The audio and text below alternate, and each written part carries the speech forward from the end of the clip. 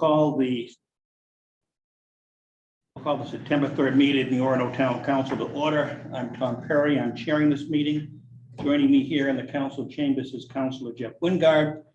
And joining us by Zoom are Councilors Robertson, Councilor Grenier, Councilor Gardner, Councilor Mitchell. Did I get everybody? Okay. Before we get started, just a reminder that we have a very full agenda tonight. We are receiving a report from our DEI committee, and we did not want to keep those folks waiting indefinitely. So we said that we will stop whatever we're doing at 6 o'clock and move on to the DEI report, and then come back to finish our business if we need to, but hopefully we can be very efficient and have it all done by 6 o'clock. Well, having said that, now let's look at agenda review. And I believe our manager has some items to add to our agenda. I do. I'm sorry. I'm hearing from Councilor Gardner that she can't hear. Can everybody else who's remote hear us? Okay. Yeah, I can. I sent out late this afternoon 3 orders that I'm asking you to add to the agenda. The first is Order 21-175. An order authorizing the town manager to execute a bill credit agreement for a main C&I net energy billing tariff rate credit program with DeWitt Solar LLC, provided that said agreement has substantially similar terms to the draft agreement reviewed by Town Council Finance Committee on August 30th, 2021.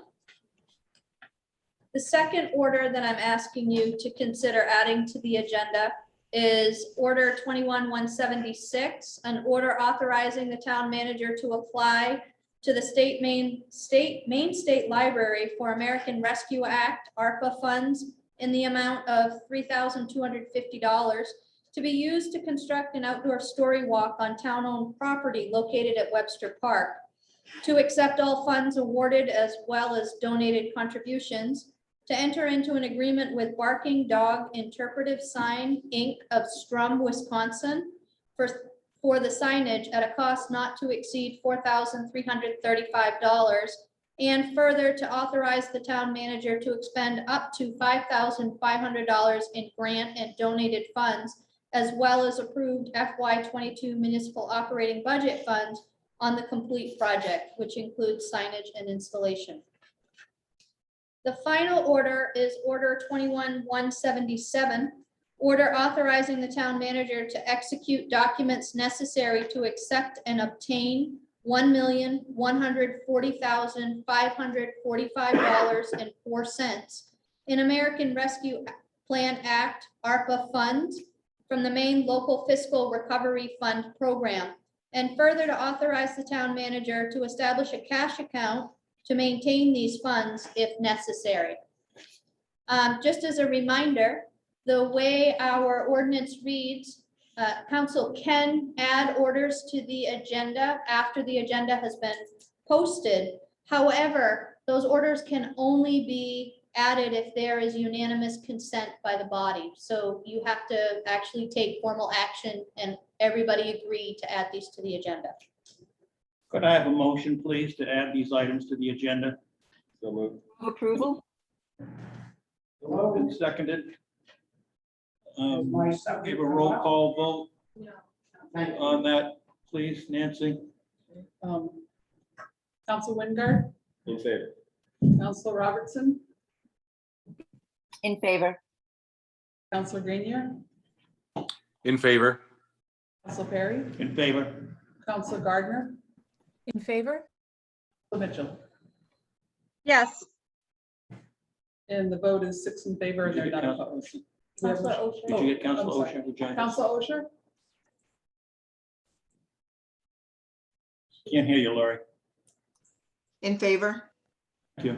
and the vote is 7 in favor and they're not opposed. So those items will be added to the agenda. Next item is approval of minutes of July 12th, August 2nd, and August 25th. Could I have a motion to approve, please? So moved. Moved in a second. Second? Thank you. Any additions, corrections to those minutes? Seeing none, we'll have a roll call vote on the minutes, please. Council Wingard. Yes. Council Robertson. Yes. Council Grenier. In favor? Council Perry. In favor? Council Gardner. In favor? Council Mitchell.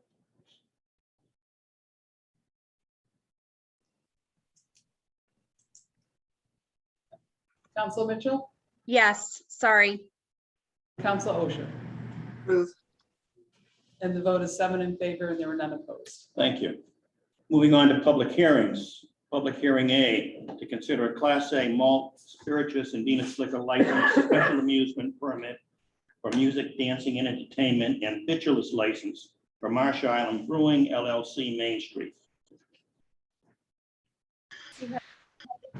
Patrick Estee, our code enforcement officer, speaking to this item.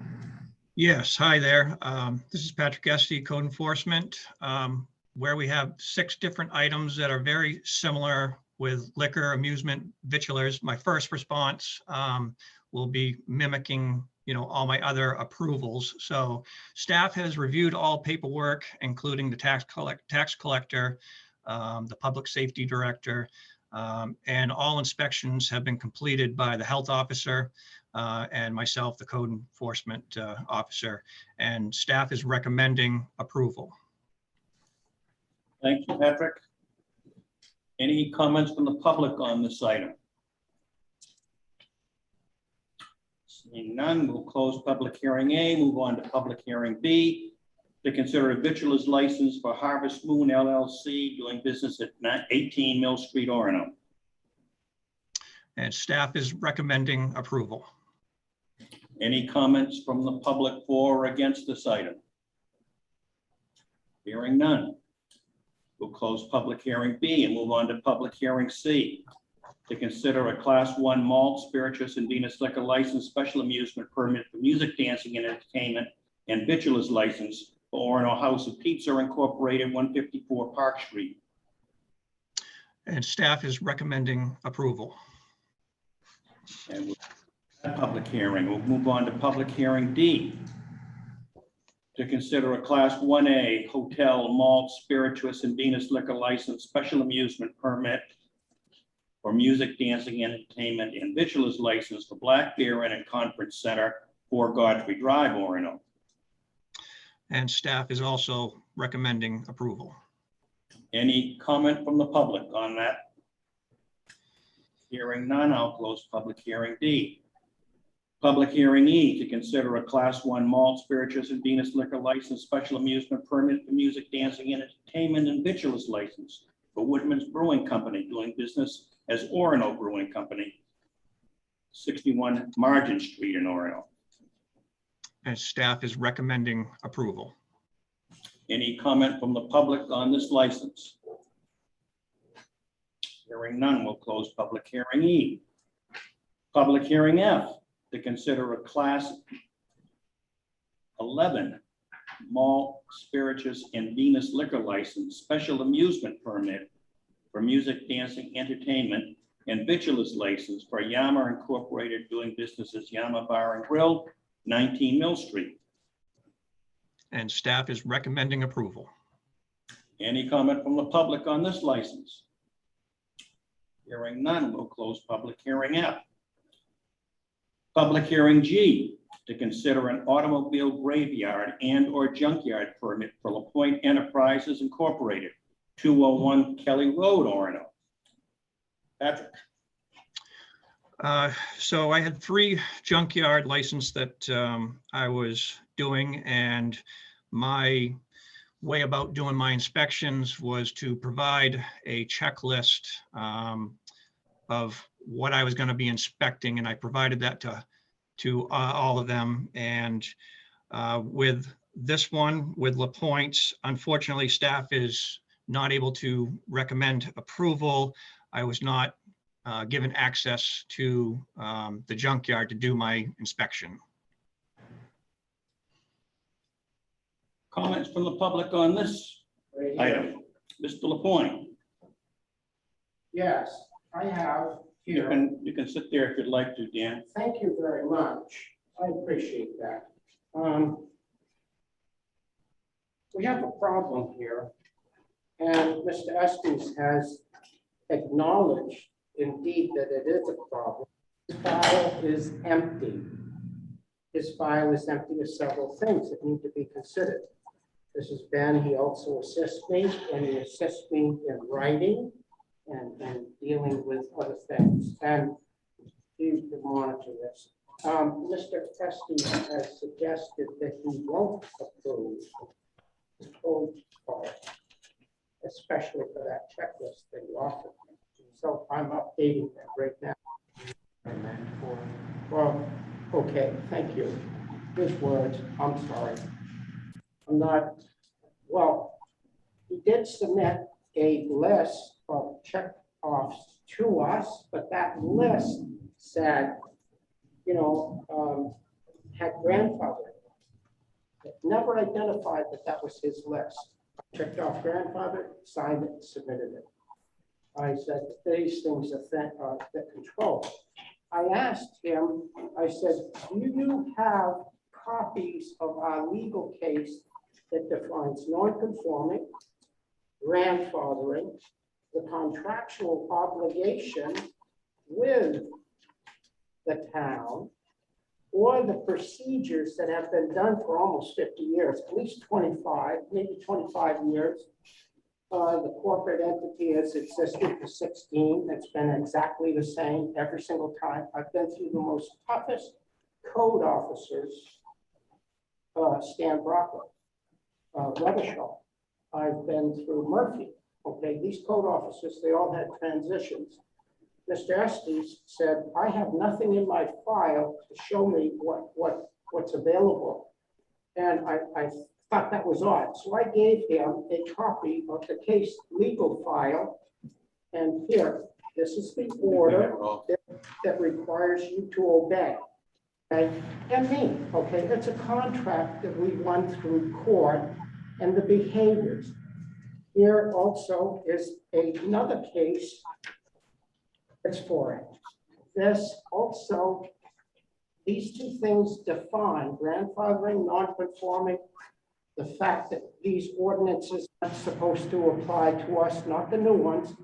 And it actually says here on this one, and there's others, this says that you will amend nothing. You will amend nothing for my failure. Okay, and this says it right here, it's enshrined in a court order to you, okay? Mr. Estes doesn't have this in his file. How can he inspect?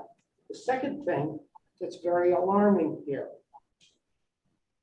or third, excuse me, the checkoff list was from current ordinances that he's attempting to apply. And yet his file is empty of these controlling orders from the court and the decisions. There's 6 cases here. These are only a brief. I will submit them to this body. The next thing that's here is very, very, very, very alarming. Mr. Estes approached me and he said,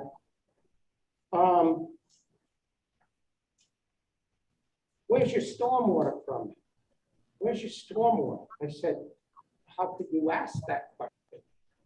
He said, well, I have nothing in my file.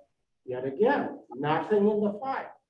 And so I said, wait a second. I said, I thought I went to Phil Ruck, a fine civil engineer, paid lots of money. You guys asked me to do that, what, 07 maybe, I think, perhaps, thereabouts. And I did that, and I did it to the very finest thing possible. And I made multiple copies. Everybody got those. And I submitted them to you, but I also submitted a motion or a request to have review because maybe it doesn't apply. Well, years that review through DEP, EPA, very rigorous. They came back and they said, here's a NOT letter, notice of termination letter. I just received recently an inquiry as to where that stood. And so I went back to them and they provided for me the information. This is a notice of termination, the stormwater. And yes, I'm going to submit that. We do have a copy of it. Okay, thank you. But his file did not. He looked at that. But the greatest disturbing thing on here is right here, the second page of that, of that letter. It says right, no, I'm sorry, I'm confused. That was a circular letter that was inquiry. Okay, the not letter, it itself, single page, right here, single page, says CC Bill Murphy, Town of Orono Code Enforcement Officer. The date of this letter is October 15th, 2004. Now, on about that time, Town of Orono, that's a great concern. That wasn't in his file. And here it is. This I'll submit to you. The second thing that's an issue here that is really greatly disturbing is time. Time is the issue. If you look here on this thing, this says that this agenda was revised and we posted 9/10. Every single thing that Mr. Estes did, he came early on some things, but he never clearly identified it to me. I remained confused right up to our conversation on Thursday. I said, I'm confused. I'm thoroughly confused and remain confused as to your position. If he requires or asks me something, I have a good heart, I'll do it, but I'll tell him how and the time constraint he has, excuse me, but he has a whole cadre of people, secretaries, lawyers, accountants, people with professional degrees. Guess who? I have myself, and I have somebody that helps me with my disability so I can express things properly on paper. And he's a good friend, thank you, and I really appreciate his kindness. There's no money in this. It's just, he's doing a good thing. But you look at this, you look at the date of this amended agenda, and it says 9/10/2001. Where's the 30 days when we're going to have it on the 13th?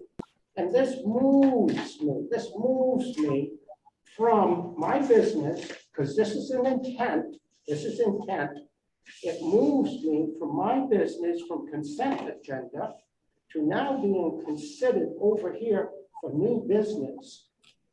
Town of Orono, based upon non-conformance to code, based upon And we've got to move along here. okay, but do you understand I where do, I'm at? and we've had all this material in advance and have all reviewed it. Well, I'm very sorry, but I am going to submit this to you, and I'm going to say that the minute that one of the officers come to me, this officer new, not experienced, he admitted his file was empty.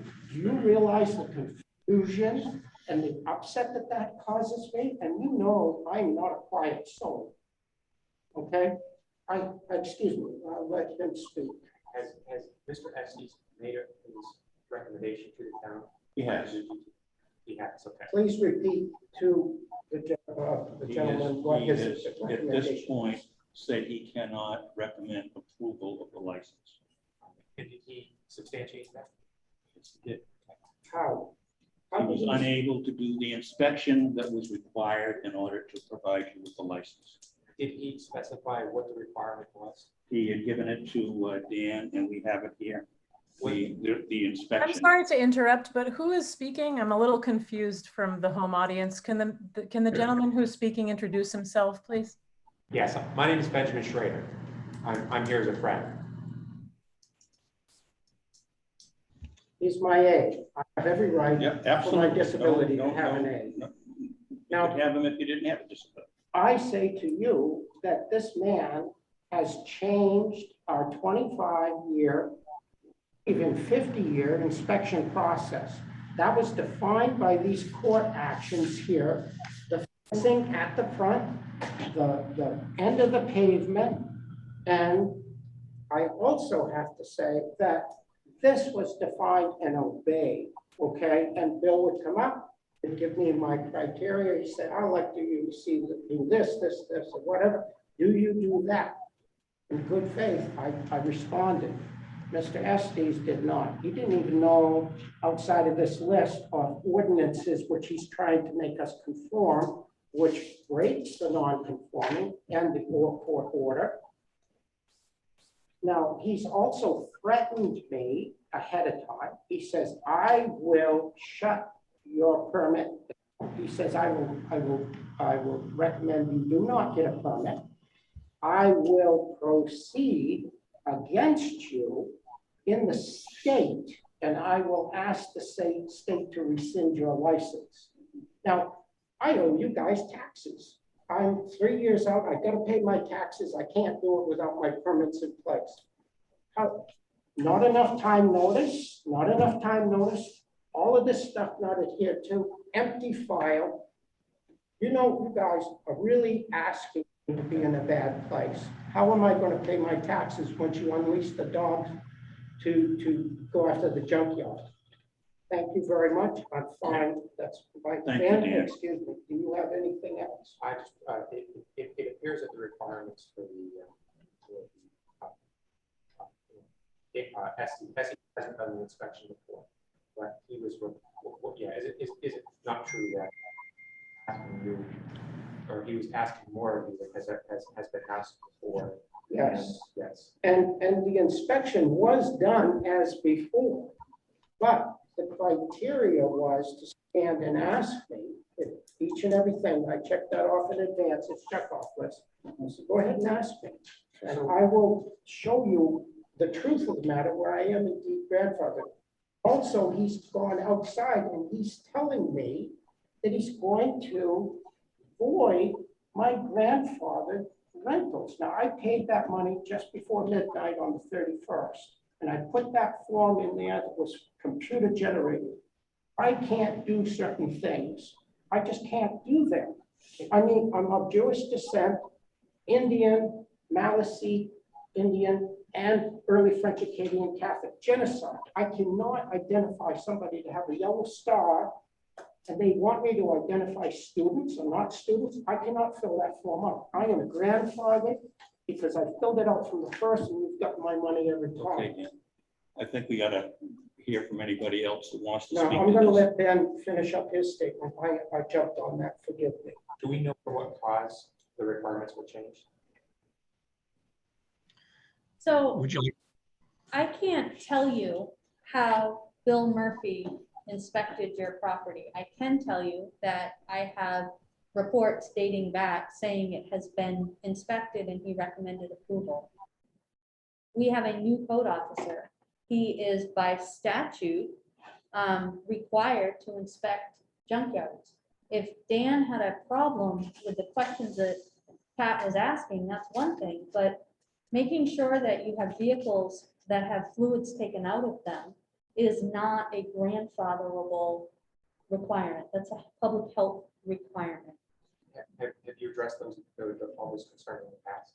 Everything has been addressed and done. The I thing think- at stake, the Did you thing, refuse any part of the inspection? Did you refuse the inspection? no, Yes, he did. his inspection was at the front door, at the border. So, He stood there and took a picture. I conformed. I said, ask your questions and I will respond. He says, well, I'm not asking my questions. I'm coming on. And I said, wait a second, my court order says to you that this is not so. I have these years inactive. I will go. I'm sorry. This man says that you did refuse inspection. I did not He did. refuse. I did not refuse. Dan has refused to allow the code enforcement officer to enter his property and to physically inspect the items that were listed. Has that ever been part of inspection? in the past? No, it has not, to my knowledge, for nearly I- 50 years. So why has that changed? Our belief is that those inspections took place. The previous code enforcement officer would appear before us and say, I have inspected the property. I have no knowledge that he stood outside and asked questions. But the requirement is that a physical inspection take place. Physical inspections have taken place in the 2 other junkyards in Orono. They are going to be recommended for approval. I have known Dan for a long time.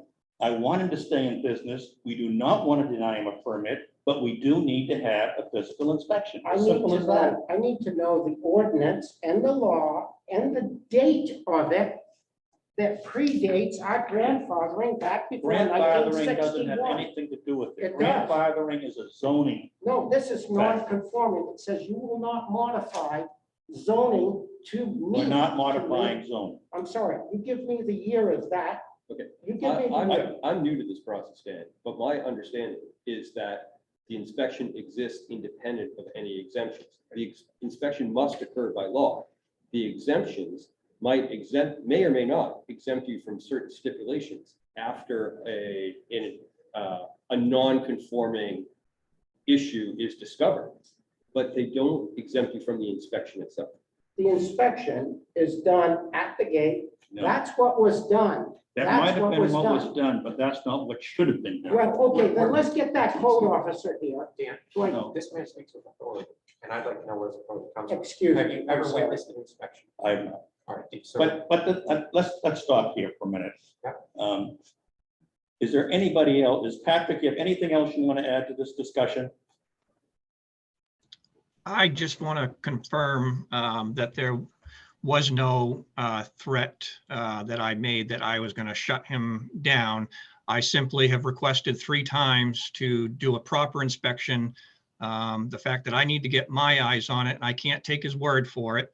And I want to stay consistent with, it doesn't matter what business in town that I'm inspecting, I want to stay consistent. And I got to get my eyes on it to confirm that everything is in compliant so that I can give you guys the correct information to approve or disapprove. Now, if your actions differ from the longstanding relationship, the contract that is in place with Dan, is that something that you do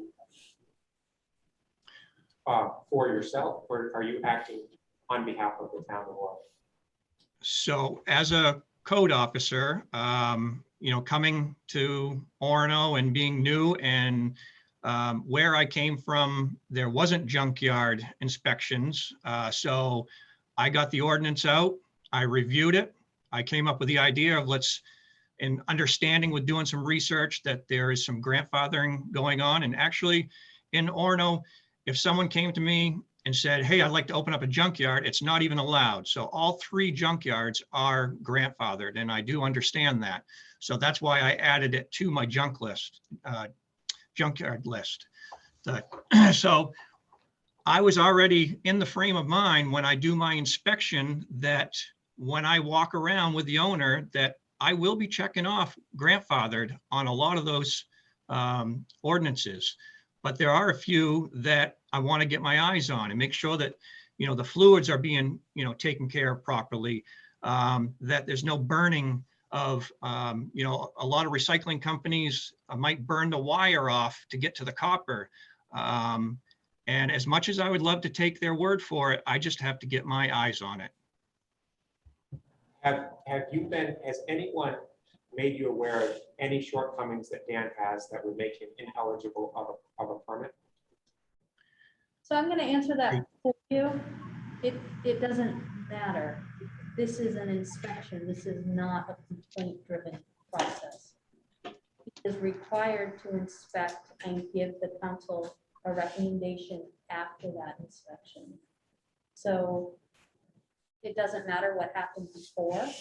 The town can change process. He was given notice this time.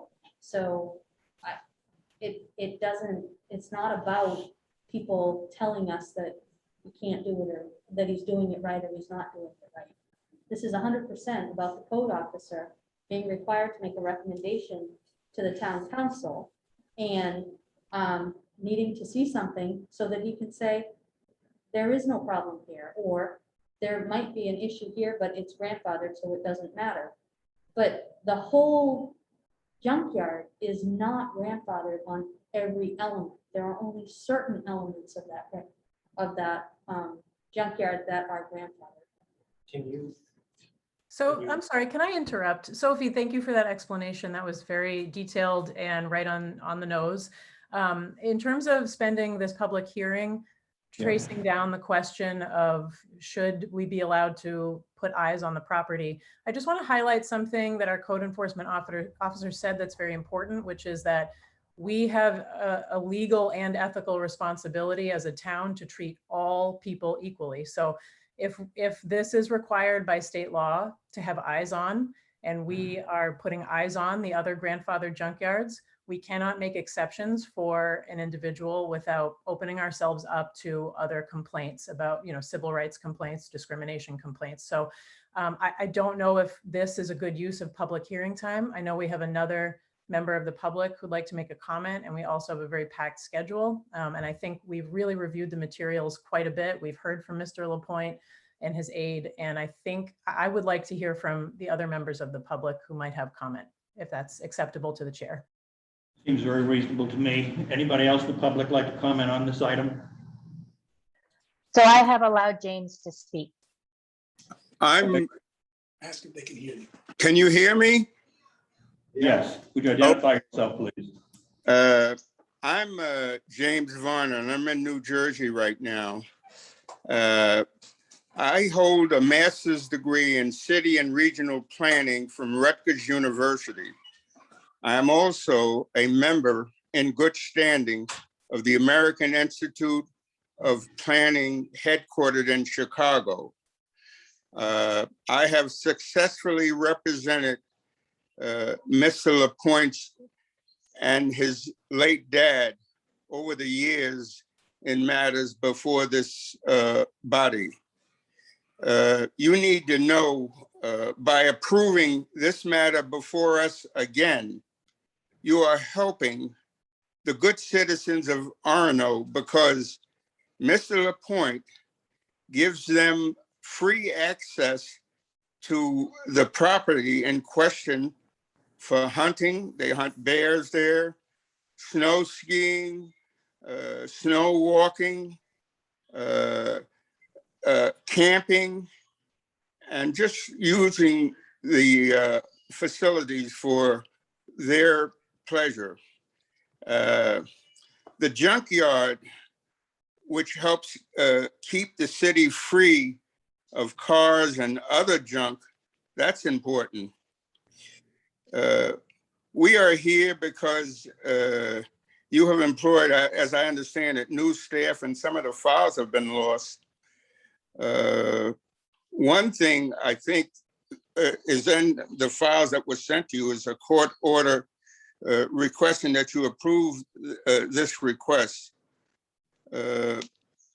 Please know that we will continue to pay the needed taxes. As I said, I'm in New Jersey on business and cannot be there in person. But know that your continued approval of the use of this site is a win for the town of Orono and its citizens. And I thank you for this opportunity, and I hope that you will consider some of the points that I have mentioned in your consideration. Thank you again for this opportunity. Can I ask this Thank you for your comments. professional person a question, please? Quickly, we Would need to move on. The purpose is to have somebody with your credentials acknowledge that the junkyard is in good standing and that you know about this, and because you've walked through it, you've seen it. Oh, yeah. I would like you to submit a report with your professional criteria that you think that this our facility meets every approval. I certainly can do that, but as I said, I'm in New Jersey at the moment. But if you would do Okay, that, you can deal with him on that. my issue is there's a professional man. Just Dan, we've got to move on. I We've heard tell you, they're from you. destroying my life. Okay, I'm of Jewish descent and Indian, and I feel that this is a purpose act. we're moving on to the next public I want to hearing. know who handles the insurance when someone walks across his property and falls down and cuts himself on some ledge. I don't think that is a matter for this discussion. If they want to walk across the land, public domain, no. I say no. Well, I'm just here to say that I believe Danny Lapointe is this asset, this community.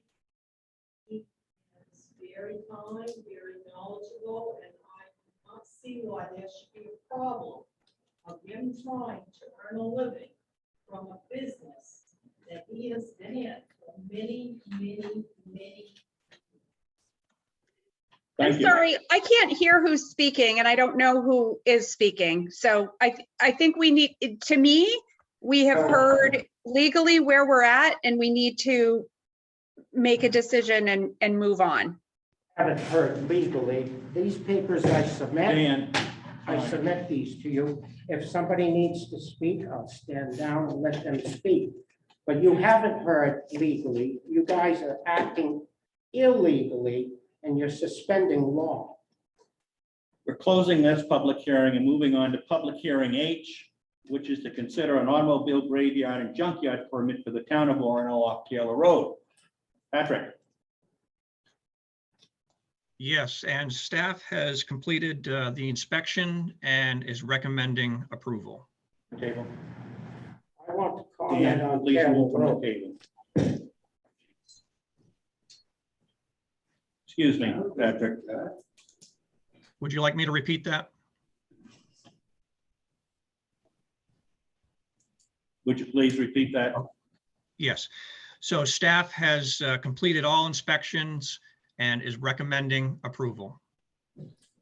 Thank you. Any comments from the public on this item?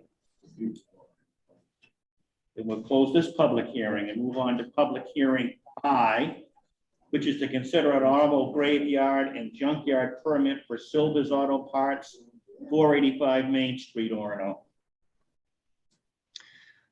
And same with this one, staff has completed inspections and is recommending approval.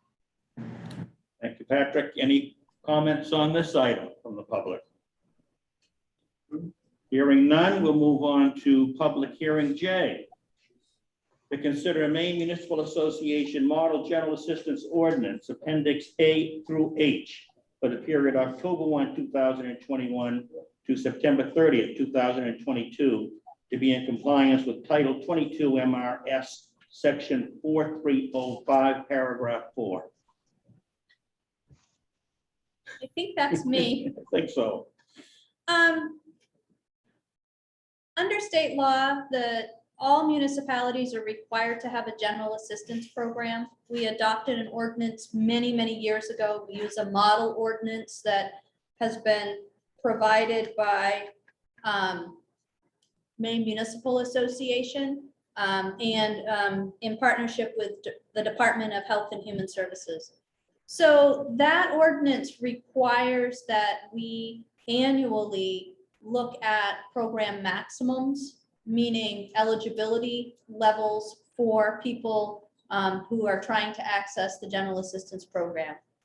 The way that works, somebody makes an application to the town. We use these maximums as a way to determine whether somebody's eligible, and if they are eligible, the maximum amount of money that we could expend on any one item or area. Now, general assistance is an emergency welfare program. This is not designed to be somebody's monthly income. This is something that somebody uses when there's an emergency, and then they transition often to state or federal entitlement programs. We, each year, Maine Municipal Association works with the Department of Human Services, and they recommend a set of maximums. There is a set in your packet, which is also made available to the public online. Under this, these maximums, which are developed for regions. So Orono is part of the Bangor HMFA. And the council's responsibility is to adopt the maximums. When staff applies these, if there are certain circumstances that would warrant deviation, we can work with the state of Maine to see if we can do more or help somebody who has an income that's a little bit too much. But outside of that deviation and approval process with DHS. If we follow the guidelines, the state reimburses us 70% of our expenditures. If we do not follow the guidelines, we are not eligible for reimbursement.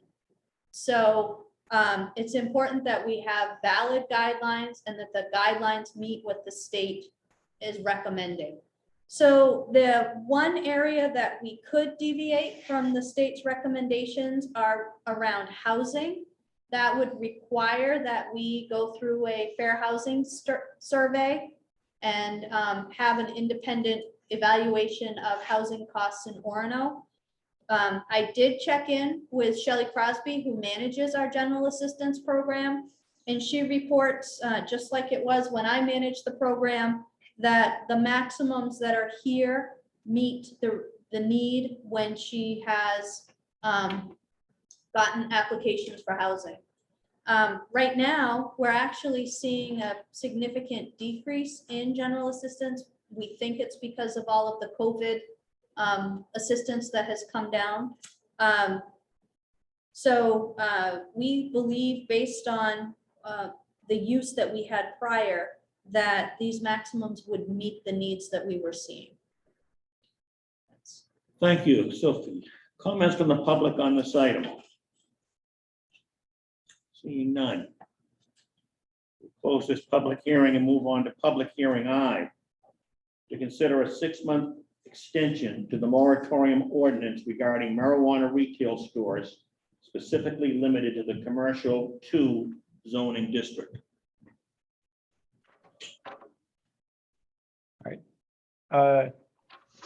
Sorry, on the agenda I had, it was solid fuel boilers next. Are we on marijuana moratorium? You are so right. Why don't we'll do the marijuana one and then we'll go back. Okay. Either way works for me. Okay, so council had adopted a moratorium on marijuana retail store operation in the commercial 2 district on Park Street.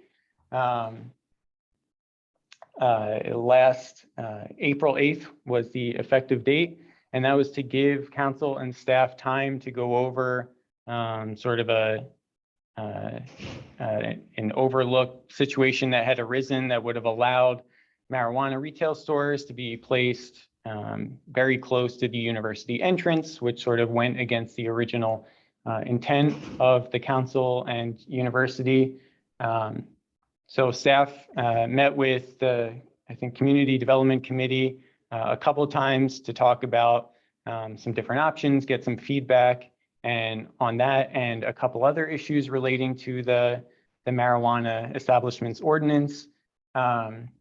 While we've progressed as far as, I think, getting the feedback from council and the direction that the committee thought should be taken, staff is now currently putting that into draft ordinance form, and we'll actually, I think, be talking about that draft ordinance next Monday on the 20th.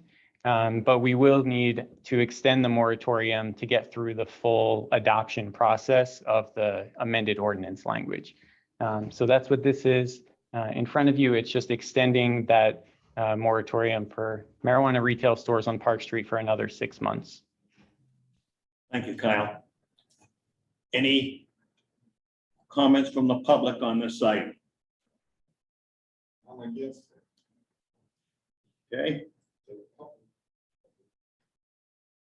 Moving on, we'll close that public hearing and move back, and thank you for pointing out that I skipped over one, Kyle.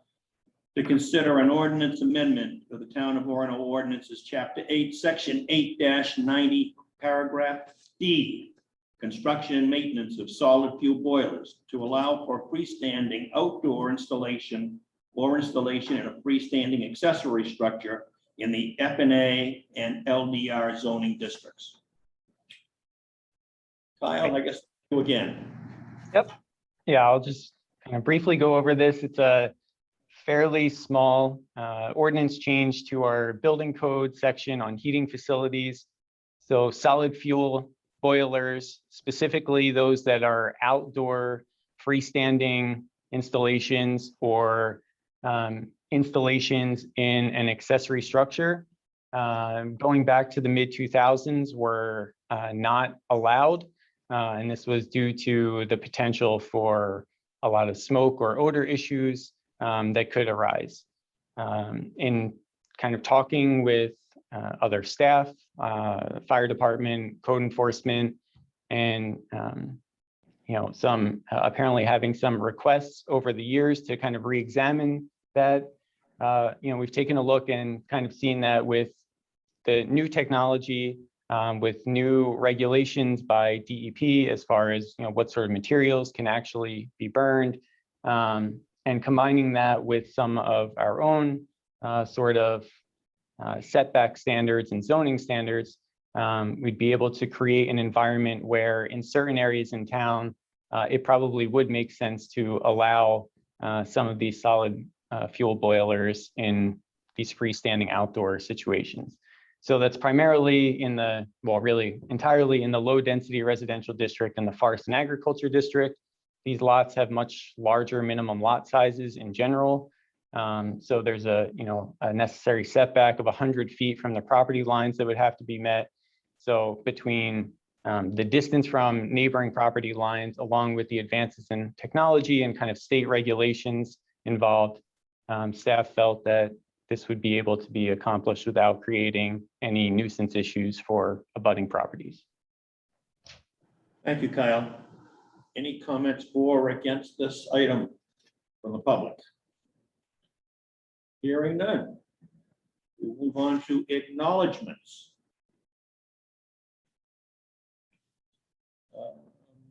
Councilor Robertson, do you want to start this? Do you have any acknowledgements to make? Sure.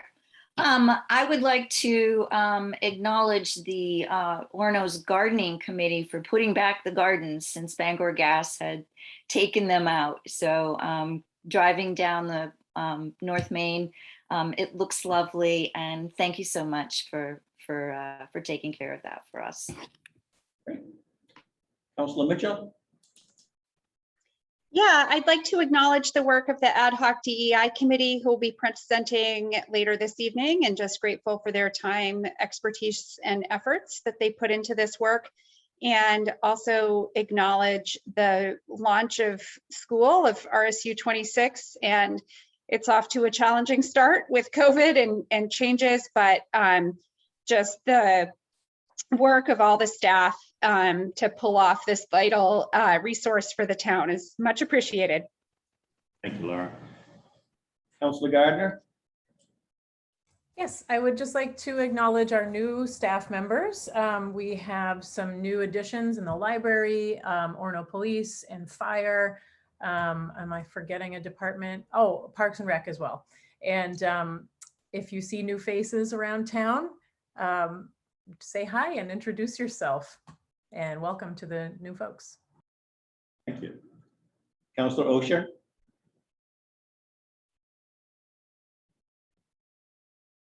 Councilor Osher, do you have any acknowledgements to make?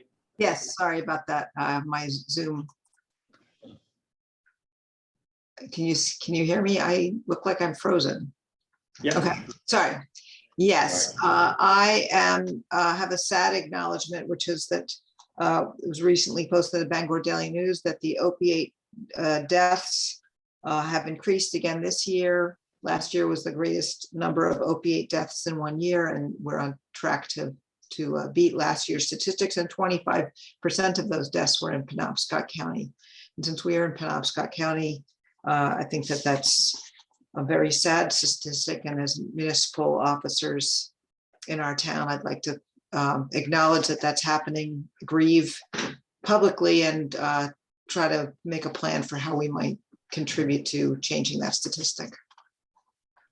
Thank you. Councilor Grenier?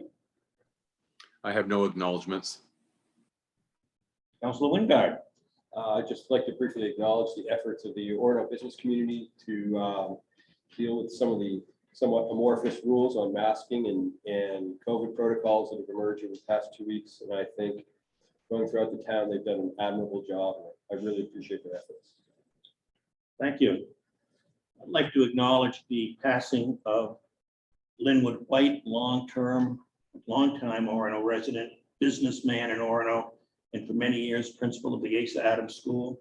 A really fine person and will be sadly missed. Okay, unfinished business, I believe we have none. Consent agenda. Could I have a motion to approve the consent agenda, please? So moved. And a second. Moved and seconded.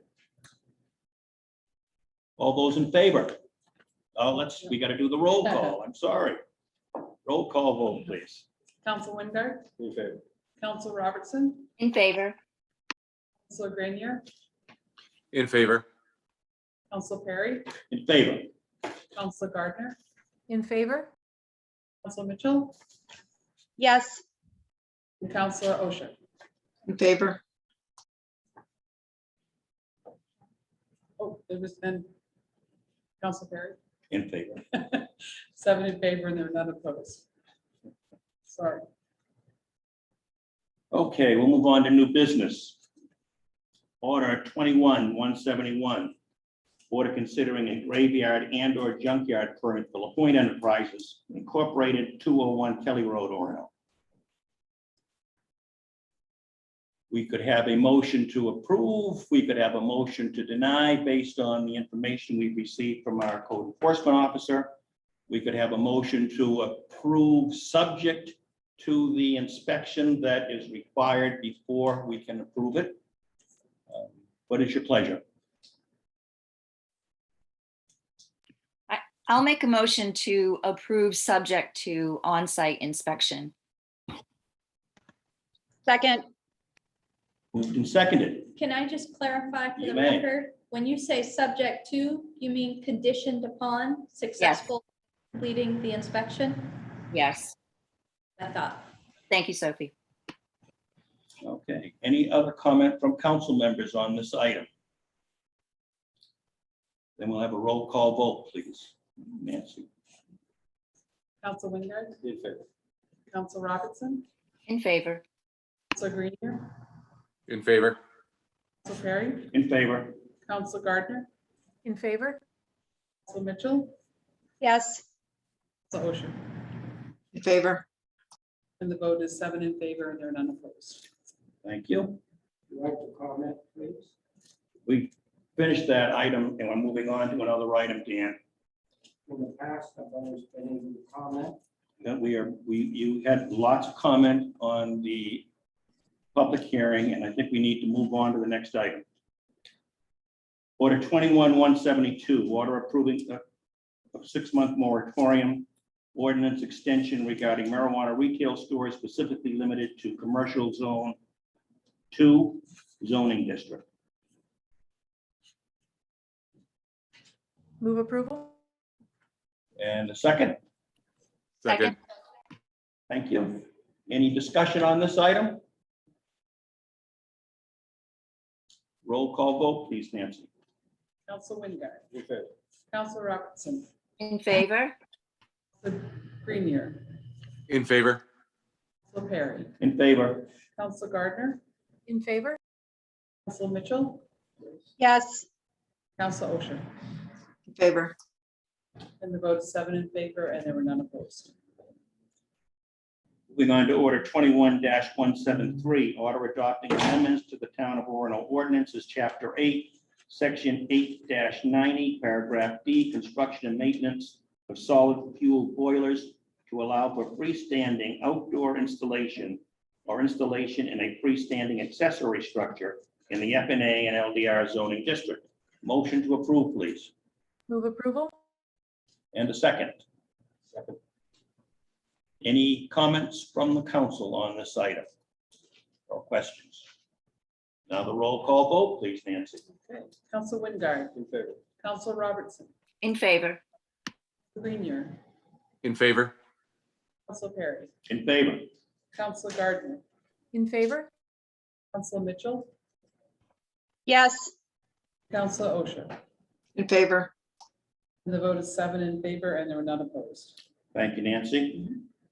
Order 21-174, order reallocating $127,171 of assigned fund balance as of June 30, 2021.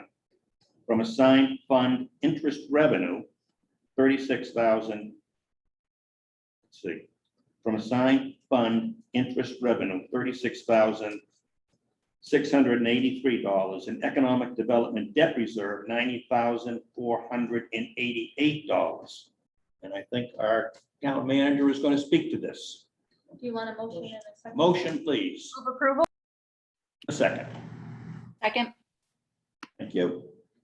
So we have talked on and off through the year about reassigning the dollars in these two accounts. These two accounts are not accounts that have designated uses at the moment. My recommendation is that you create a council and staff professional development reserve to support identified initiatives aimed at building long-term institutional capacity and fund it with $45,000. That you create a winter maintenance reserve fund and fund it with $20,000. That you add $17,500 to the assessing re-evaluation project reserve, which will fund the balance of those project expenses. And that you add the remaining $44,671 to capital equipment reserve, which just about takes care of the fire truck repair that you've approved. Questions, comments from council members? Ready to vote on this item? Can we just clarify that this is not new money, this is just a reallocation Please. of funds? that we've This already- is absolutely a reallocation of existing assigned funds. So you're moving them from two pots of money that no longer have assigned uses to meet new assigned uses. Thank you. Ready for vote? Nancy? Council please. Wingard, In favor. Council Robertson, Yes, in favor. Council Grenier, In favor? Council Perry, In favor? Council Gardner, In favor? Council Mitchell, Yes. Council Osher. In favor. In favor, and there were none opposed. Okay, we're awful close to 6. Do we want to try to get in a couple more of these items, I think Sophie? they should be pretty quick. Okay, let's go for it. Order 21-175, order authorizing the town manager to execute bill credit agreement for Maine C&I net energy billing tariff rate credit program with DeWitt Solar LLC, provided the said agreement is substantially similar in terms to the draft agreement reviewed by the Town Council Finance Committee on August 30, 2021. Motion to approve, please. Move approval. Second. Thank you. Bell. Bell. Good evening, Bell Ryder, Assistant Town Manager. As we have discussed a few different times about this project, the town will essentially be buying into the solar project that is being built in Old Town. Part of the agreement is that the project will then purchase renewable energy credits for us to then retire. By retiring renewable energy credits, we are able to say that the town is using just over 1 megawatt of renewable energy. Renewable energy credits are the only way that you get to make a claim about renewable energy use. The agreement overall, it costs the town no money and in fact saves us roughly 13, well, not roughly, exactly 13% on our 6 largest accounts that are commercial electrical accounts. And this is for the life of 20 years. Oh dear, apologize for my video, I'm gonna disappear. This is for roughly about $25,000 in savings per year, and that includes getting these renewable energy credits as well. Questions from the council? discussed this extensively in committee. Ready for a vote? Nancy? Council Wingard, In favor. Council Robertson, In favor. Council Grenier, In favor? Council Perry, In favor? Council Gardner, In favor? Council Mitchell, Yes. and Council Ocean. In favor. The vote is 7 in favor and there are none opposed. Thank you. I have a question. I think we need to move on to our workshop now. It is 1 minute after 6, and we have a few items to come back to at the conclusion of the workshop. We'll do that after our public workshop. So we'll call our workshop to order. The purpose of the workshop is to hear a report from the DEI committee and to clarify any questions council has about it, and perhaps have a brief discussion of what our next steps might be. Laura, I'm wondering, as our liaison to that committee, if you'd like to introduce the folks that are going to present this report.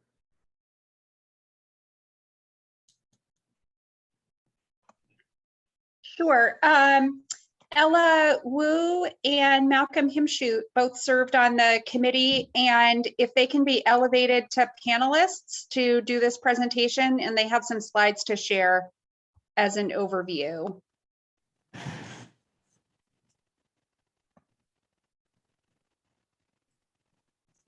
And Deb White as well.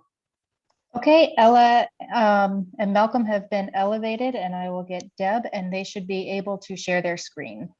And Anila, who served as the chair of the committee as well, please.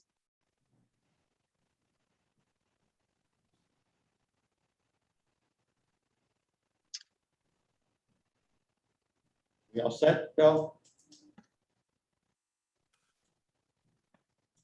Yes, any other committee members? There are a few other on the attendees list. Yeah, who's ever on the committee that wants to become a panelist, I think just speak up. I see Cynthia Martinez is on, Darren Ranko is on, Dana Carver-BLA is on. So if they could actually raise their hands on with the Zoom feature, I can find them and promote them.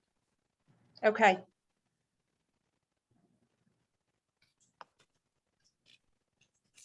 Wow, wonderful. Is everyone ready? As ready as we're going to be. And thank you for your hard work, and we look forward to hearing your report. Of course, we have received a written copy and have reviewed it in advance, but anxious to hear your comments. Go right ahead. Sounds good. Thank you so much for having us today. I am here to kick off our presentations, our workshop about our ad hoc justice, equity, diversity, inclusion. We also call it the JADA committees in here. My name is Ella. I have been living in Orono since 2009 as a student, and I graduated. Can't get rid of me. I'm still here. I'm currently working in the Office of International Program. In here, we have 2 presenters with me, and I'm gonna let them go and introduce themselves real quick. First of all, I'm gonna pass on to Deb. Hi, many of you know me, Deb White, been a resident of Orono for close to 30 years, as well as working at Orono schools for about 30 years. And my representativeness or my identity as part of this community is someone over the age of 62 and someone with disabilities. So that's kind of my perspectives. And it was great to get to know these folks on a committee of 11 that, included all kinds of economic diversity and religious diversity and national origin diversity and racial diversity. So I'm Malcolm Himshoot, and I use pronouns he, him.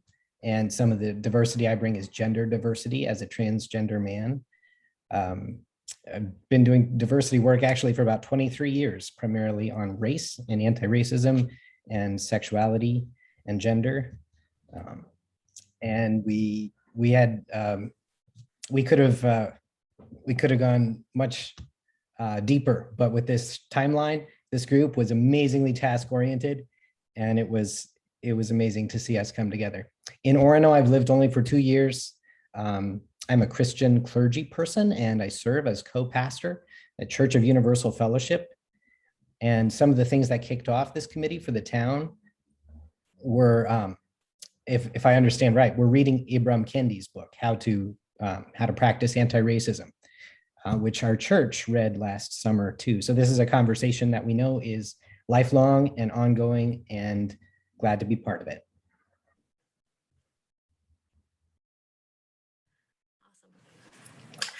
Just a quick little recap. Starting in the spring of 2021, the town council especially Laura, have reached out to us specifically to see how we can engage our communities to an ad hoc DEI committees. And then in these ad hoc committees, we're charged to conduct a survey assessing the perception and experience of the community members with regardless of sense of belonging or just the access of service in the town or no. And based on the survey information that we get, we were also asked to see if we can deliver a set of recommendations of how the town could further its work in DEI, leveraging the experience and the expertise of committee members along with the survey result. And talking about committee members and expertise, we're gonna jump into the next slides. And as you can see in this page, we have a great group of people in here. Some of us are here with us today. Overall, we have 10 ad hoc committees and 1 associate committee members. Just going over very quickly on a very different diverse background. I don't think the title itself have been able to captivate the kind of talents that we have and then the kind of hard work that we have in so much different kind of areas. But just a little quick recap. We have Kevin, a lecturer in math and women's and gender studies. Cynthia, a registered nurse. Me, myself from the Office of International Program. We just have Malcolm who just speak a little bit, and so is Deb, who's gonna be also talking a little bit more on the different perspective as well too. And we have Hala, a resident in Orono and also a parent. Our Professor Darren Winkle, a chair of our Native American program, not only associate professor of anthropology, but also a coordinator for the Native American research. We have Anilis in here, who is the chair, who have the driving force to making sure everything happens. She's the Director of Diversity and Inclusions in UMaine. Dana, who was a former long-term Orono resident, currently is an Affirmative Actions and Title IX Director in the Bangor schools. Dina from the Islamic Center of Maine, she also has been a chair of the City of Bangor in the DEI committees. And not last but not the least, we have Erin, a Orono resident, a UMaine assistant professor in marketing. I would like to give a special shout out to her. Without her, we would not be able to put together this survey and we will not be able to analyze all the data in all the democratic things and then again, making sure that we captures everything that we needed, protecting the identity of different people, but making sure that their voice being heard.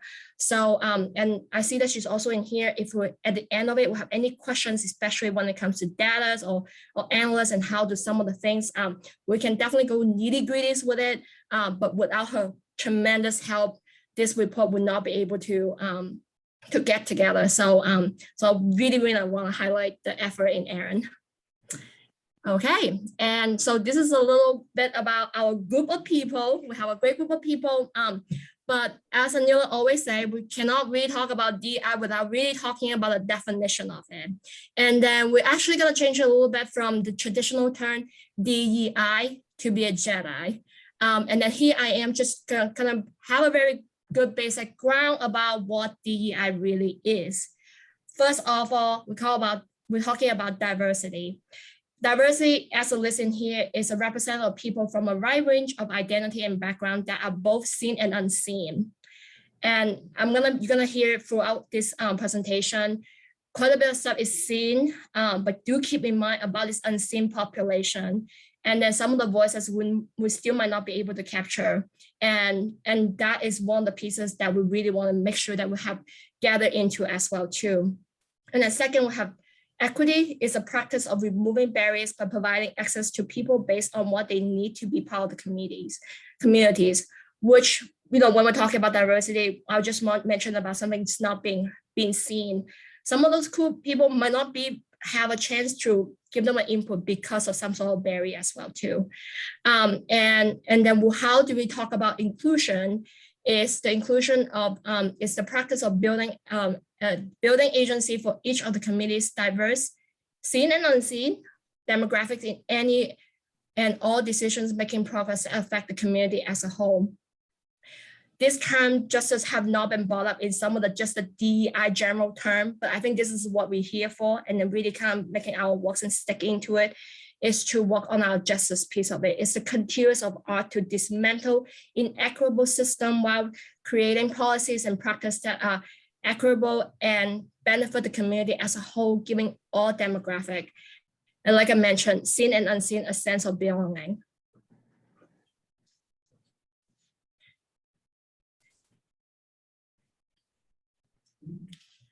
And I'm passing this over to Deb. Okay.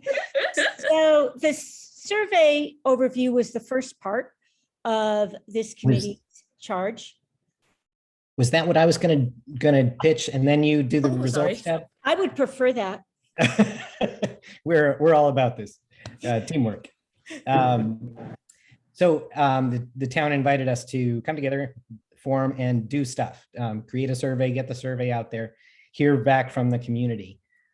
We quickly developed that survey and got it out there. Between June 11th and July 21st, over 350 people responded. The survey that we developed was interested in people's experiences, so both qualitative and kind of a baseline comparison of data, so quantitative, to measure future progress toward those goals that we just read. So we took from August to recently to read every single one of those comments that people wrote, and as a committee to talk together and discern the main insights and come up with not just some recommendations, but our top 10 recommendations, and be ready to present those tonight. Now over to you, Deb. Thank you. So we have 10 recommendations and we could have spent a half hour presenting each of those 10 to you, but none of us has that time. So I'm not going to spend oodles of time on each and one. Our primary recommendation, number one, is to ask the town council to create a permanent Justice, Equity, Diversity, and Inclusion Board that will help the town council and the town employees work on the systemic changes that need to happen to bring us further along on that spectrum. And that's really the best outcome of this report and this work. That would be. The next 9 recommendations are all ones that the town employees and the town council are perfectly capable of holding out, of creating, of making happen.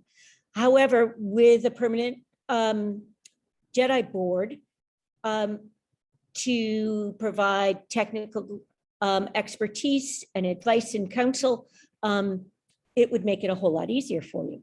Anila, could you go back to recommendations 1 through 5, please?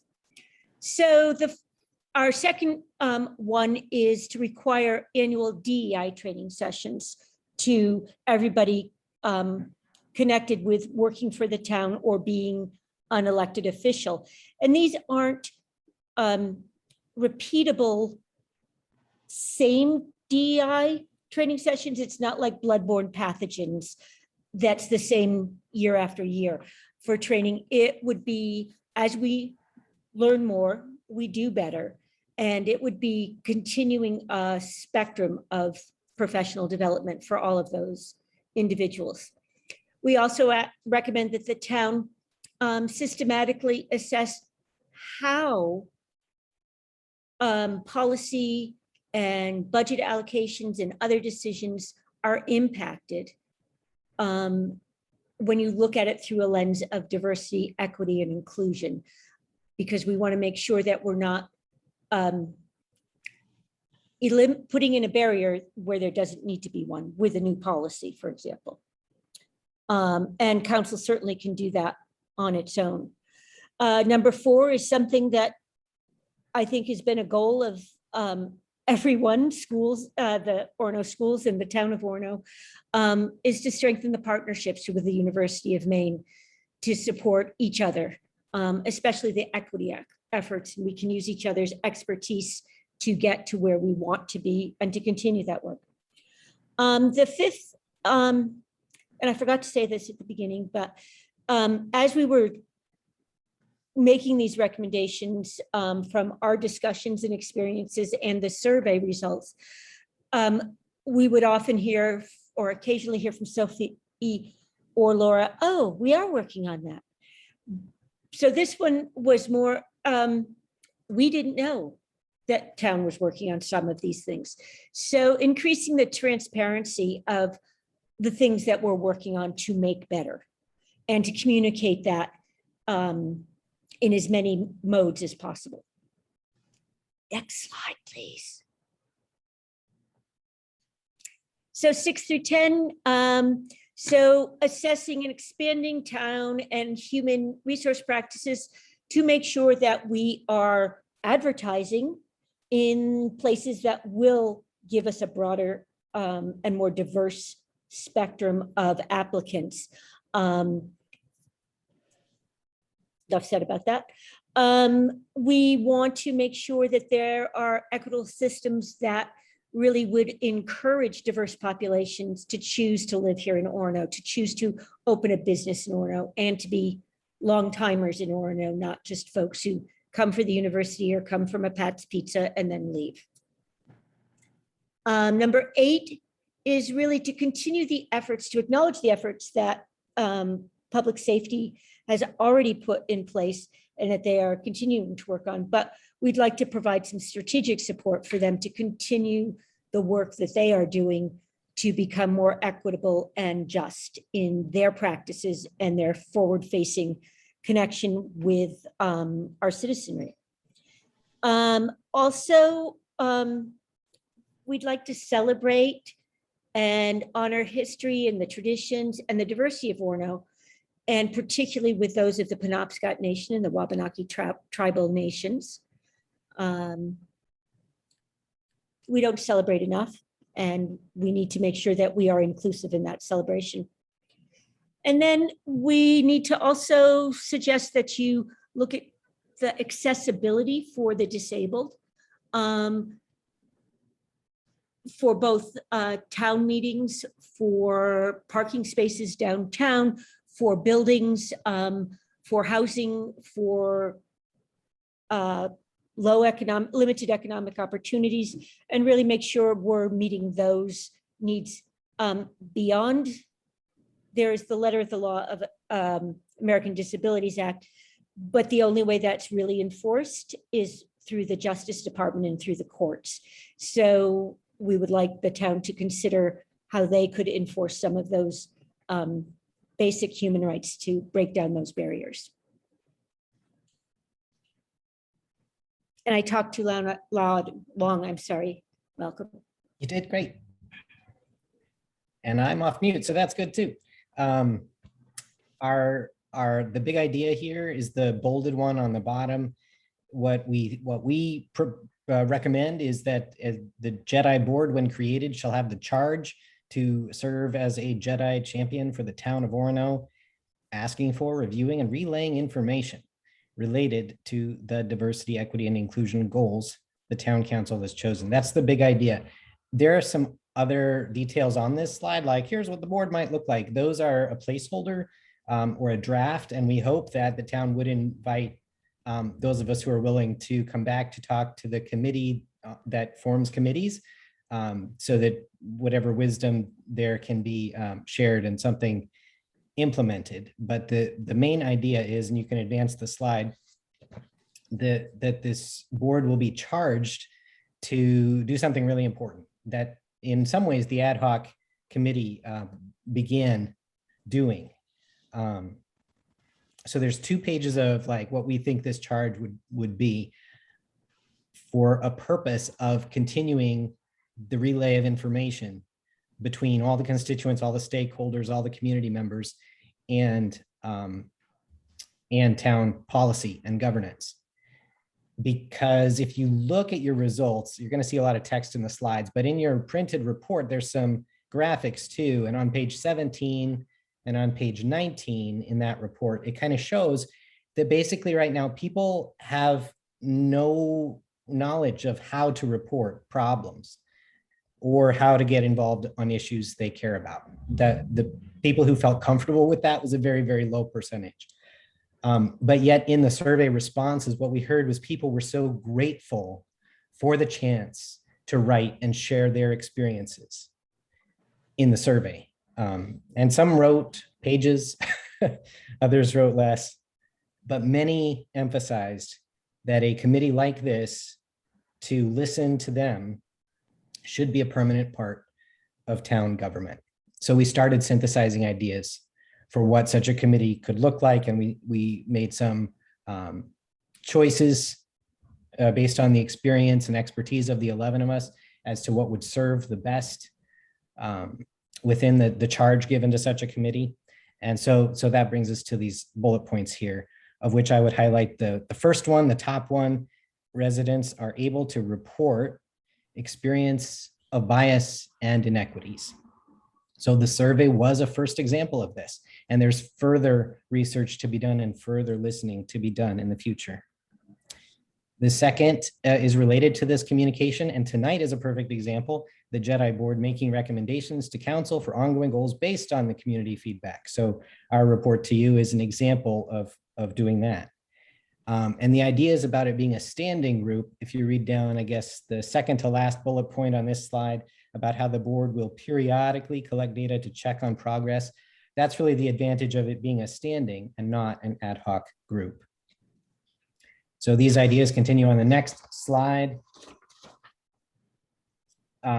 Advocating for the kinds of education that you heard Deb White talk about. Secondly here, review public safety policies and offer feedback representing members of the public. In fact, policing was important as a matter of racial justice in 33 written comments. So that role to continually monitor dialogue with and have the listening role for the public is important in a group such as this going forward. And the last 4 bullet points I would say relate to partnering with town and council and efforts that are about equity in folks not just receiving services, but folks sharing leadership. So a leadership level and everything that involves. I think that is where we would pause our presentation and kind of us talking at you about these results and kind of hear what your questions would be. But Ella, back to you. Sure. So this kind of wrap up the general thing of our presentation. Just a few quick reminders about this. This is one we kind of worry when we give out a task about doing surveys and give out a list of recommendations. Are they the checklist that we can just check it off and get done? So just a quick reminder, this is not a checklist. This is not it. As Malcolm had mentioned, that we have so many different feedbacks from different people, from different kind of group, on different kind of things. And so this is not it, even including the documentation that you have received. There are so much feedbacks. There's so many different kind of voices has been encapsulated in it. A quick reminder, we have 350 people who fill out the survey. And with this short list of things, when we talk about we're not talking about just me and Malcolm and Deb or Anila or anyone in this group.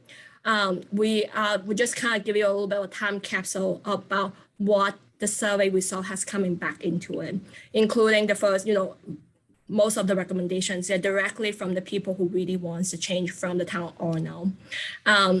And like I mentioned, this is not it. So there's always going to be more work to do. It's going to be ongoing effort that needs work from all of us, including me, and also including everyone in the town. And we're all here to make Orono a better and more equitable place for everyone. Like I mentioned, seen and unseen, I'm hoping that there will be another chance for people whose voice might not be able to to kind of talk about today as well too will be included in the future time. And I want to say thank you for the town who really do put in this effort. We know that there's so many different kind of resources has been in the town, and there's so many things in our recommendations. There are so much things and in the documentation that with the breakdown that we have mentioned in it has been kind of overlooked in a way, and because or how it has already been in the work, we just didn't know about it. So I do want to give a chance to kind of, aside from just giving recommendation, also a recognition of the ongoing efforts in that as well too. We just have more work to do, and then like I said, I kind of ended to like a to be continued, because I don't want this to end. And there's definitely, like I mentioned, many times, so much work to do. And then we're here for you if you need anything. But the first thing and most important thing is, do you guys have any questions for us? Well, thank you for your presentation, and we'll open it up to council members to see if they have any questions or comments for the group. I don't have a question. I do have a comment. I just want to thank the committee for the work that you've done. And I want to thank all of the folks who filled out the survey as well. I know that, last year we were all as a council and as a town struggling with, like, we want to do something. What and how do we do something? And I think, although at the time there seemed to be a lot of impulse to like, well, let's just do something. It's like, well, no, let's listen. Let's hear from the people who live in this community, work in this community, come to this community. Like, we need more information, and we need to really approach this carefully and thoughtfully. And I never wanted to be in a position, although being a counselor puts you in the position of sort of dictating to people, I never wanted to be in the position, or have council be in the position of saying, here's how we fix the problems, because we weren't equipped to make those decisions. And so I really appreciate everybody who worked on this over the summer. And I am fully supportive of establishing a permanent board to continue on with the work that the committee has noted.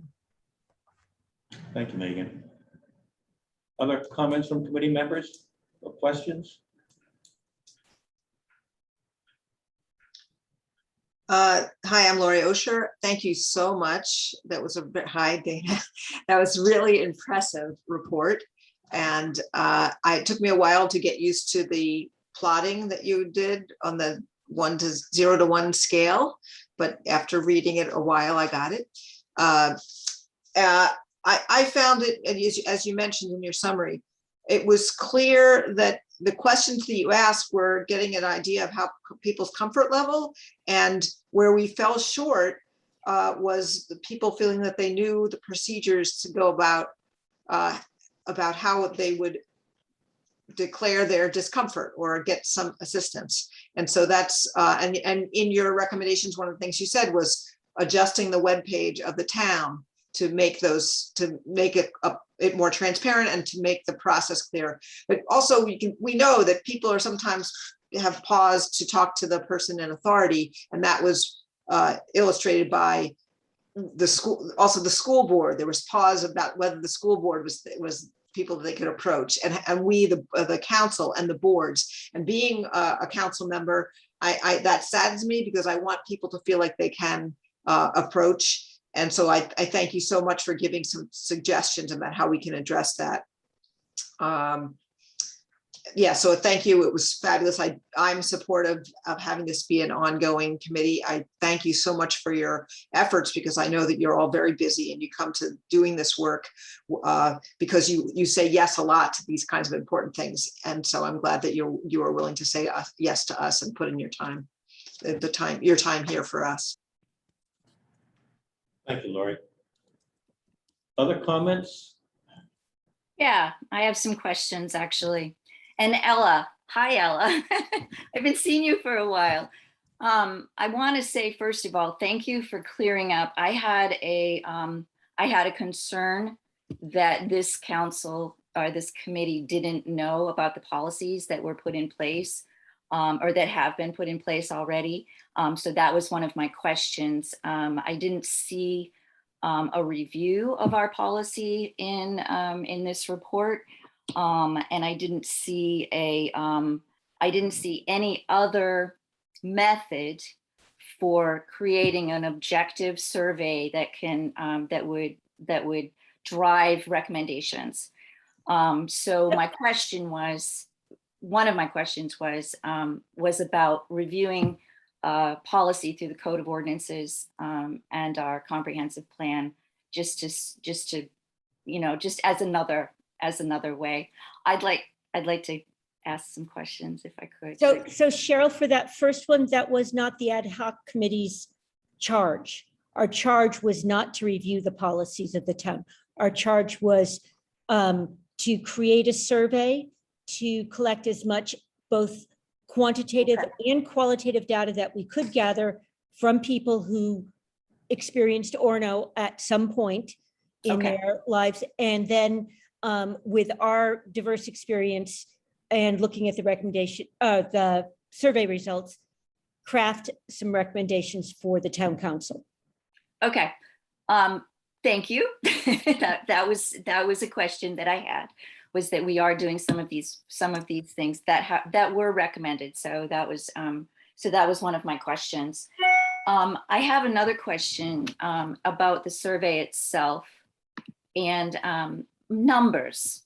So I'm interested in the numbers. Is there a reason why we don't have the numbers or the comments that were part of your survey? I can speak to that. Is that what we want to go with, Anila? Okay. So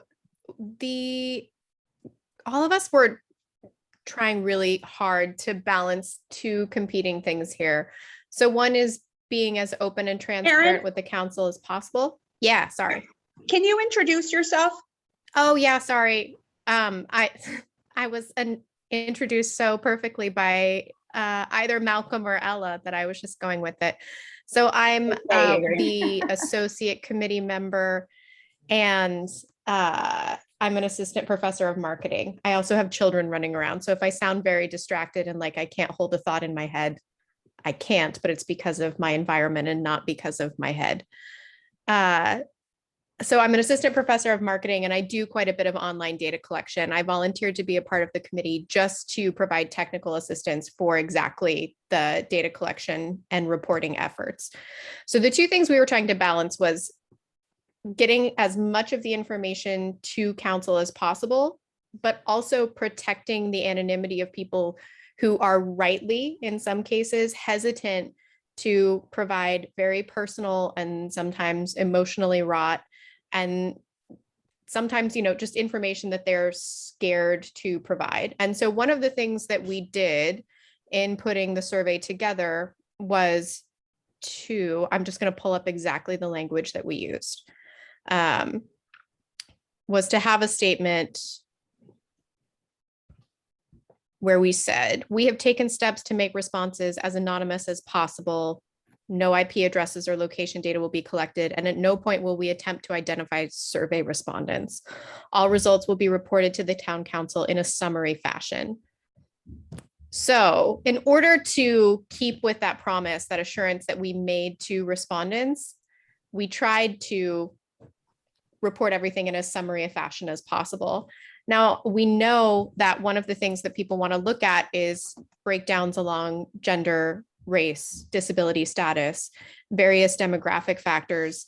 And so we took a stab at that in the appendix that we provided to the report. And I made the offer previously, and I'm more than happy to continue to do kind of supplemental analyses. I mean, like not in perpetuity, but within the next month or something, if someone wants to request an additional analysis, I'm more than happy to do it.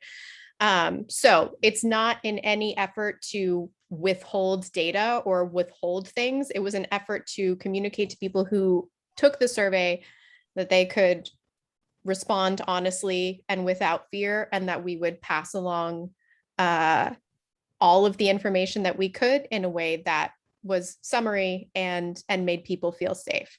So as long as I can provide follow-up analyses that are consistent with the assurances that we provided, I'm more than happy to do so. And I actually, one of the reasons that we did this initial data collection was to serve as a benchmark, at least the quantitative data, right? It's hard to know, like, what do we do with this information without something to compare it to? And there's no gold standard of this kind of research across towns, which would be nice, right? If we could say, like, here's what Orono looks like compared to Bangor, compared to Portland, compared to Boston.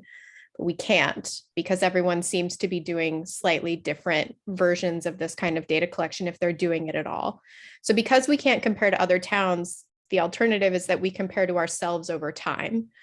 So that's the other kind of role that we hope that the quantitative data at least can play, is that over time, we can do additional collections and then look back and compare. And that said, I realized kind of during the course of the reporting that we don't want to turn over the data because we promised anonymity, but I can absolutely turn over my code, my analysis code, like down to the exact code that I used to create the figures. And that way we can make sure that we run exactly the same analyses the next time we hopefully collect follow-up data for this, whoever that person might be. You would at least have exactly the code to refer to the next time around. So that was a lot. That was a long answer to your question, but I'm happy to answer any follow-up questions or do follow-up analyses. Aaron, while I have you, don't go away. Another question was about the numbers. So I have 350 people responded to the survey, correct? 184 people responded to the question about residency. Were the respondents who answered these questions residents of Orono? I have only 166 who were residents, which is not 90% of 350. Correct. Yeah. So, and I don't have those exact numbers in front of me, but the 166, was that the top level number there? The 90% of 184 responded, 78 responded they weren't from Orono. 166 responded that they were from Orono, but it was out of 350 respondents. So leading to that is that the data that we're seeing is that only the 166 people that responded that they were from Orono. So the answer is that it depends on the question. We did not force responses on any item on the entire survey. So people could choose not to respond to any question that they did not want to respond to. I would have to answer per question. All right. My concern as a counselor, as a town counselor, is that these respondents are from Orono, because Orono these respondents inform me as a counselor who lives in Orono and who resides in Orono. So if we have respondents, and if you have 166, that's awesome. 166, Orono residents, and then you disaggregate the data based on the 166 responses, which means that the other ones are not Orono residents, so they don't qualify for a town of Orono survey, basically. Then that is a clarifying question for me. I need to know that 166 Orono residents responded to this particular survey, and that those are the data that are being processed, that we are responding to here tonight. So all of the data in the appendices, I do not have any additional exclusions layered onto that data. If you would like me to run follow-up analyses and produce additional figures where we're excluding people who indicated that they were not residents, that I can do that. But that is not what is currently represented in that appendix. In one way to answer that question. Right. I'm just trying to read the data, and I'm just trying to put it in my head to see what, if we are Orono people. So in the quantitative, Aaron answered that in one way, that we don't know that those who didn't answer the question weren't residents. Right. But I want to speak to a qualitative part of it. I can think of narrative comments. Yes. I have at least 3 people who said they moved out of Orono, and these were the reasons. And that's important data too, right? Because if Black graduating college students choose not to live here because of reasons that had to do with their experience as Black young adults in Orono, then Orono's lost something. That if we could improve that, then maybe those choices would be different. Or if an immigrant family settled elsewhere after having bad experiences here, we want to know that, to not repeat those bad experiences. And those are just 3 out of my memory, but And I we think all the didn't data is we relevant. didn't get the for narrative everyone. comments, so I wouldn't be able to make that association. So Cheryl, one of the reasons, and as Aaron put out, we were very sensitive to the needs of confidentiality. There were many people who expressed fears of retaliation. And so we did not want to give any sense of identification. The other thing is, Orono are the taxpayers, but we were also more than that because of the university. And we can offer more to our citizenry because of the Penobscot River, because of being associated with the Penobscot Nation and the Wabanaki tribes, because of the fact that we have the opportunity to have people from all over the world come to our town for at least part of the day. So yes, you are elected as town councilors from the voting public, but Orono is experienced by people who are not necessarily physically living here, but they spend so much time here that if we're not being equitable to them in our greater community of Orono, we're not being just. I understand your perspective, Deb. My concern is that we do live here, and that we live here, our kids go to school here, we are a community, and as well as I do, that we are a tight community sometimes, and we need to, and my concern is, I don't want somebody from Bangor telling me what I need to do here in Orono. So, because it's a totally different dynamic. That was not our. And I didn't want to go here. I really just want to understand the data. That's all I wanted to do. I just want to I would just clarifying questions so that I could make a informed decision. I wanted to make an informed decision. And I only have one more question, and then I'm going to turn this over. My question is, how did you decide between, you have 8 different, the data is disaggregated in 8 different categories of sexuality, but only 2 categories of race, white and non-white, and 2 categories of disability, none and person. How did you make a decision? And maybe this is Aaron, or maybe this is the committee. I don't know. I don't have enough information to put people in categories of white and non-white. Who is non-white in this particular survey? What are the distinctions between white and non-white? And if a person was biracial, what category would they go in? Yeah, so I can answer the question as to how we did it. We did provide people with a number of options that they could select, and part of the issue was that they could select more than one. And so it's a graphical representation, right? If I had given some option for every combination of races to be represented as a unique bar in that chart, it would have no longer been anonymous for a number of people, because unfortunately our sample is not very diverse. And because we were trying to keep things as anonymous as possible, that meant with race and with disability status, when people could report more complex identities, we needed to do some kind of combining. Again, none of that is in any effort to, make the findings more opaque than necessary. It's just that identities are complicated, man. And so then in order to make it a bar chart that fits into those graphics, we had to make some kind of judgment calls. I'm happy to break it down in any other way that might be useful, so long as we're not compromising people's anonymity. Mm-hmm. Thank you. Thank you so much. Those were my questions.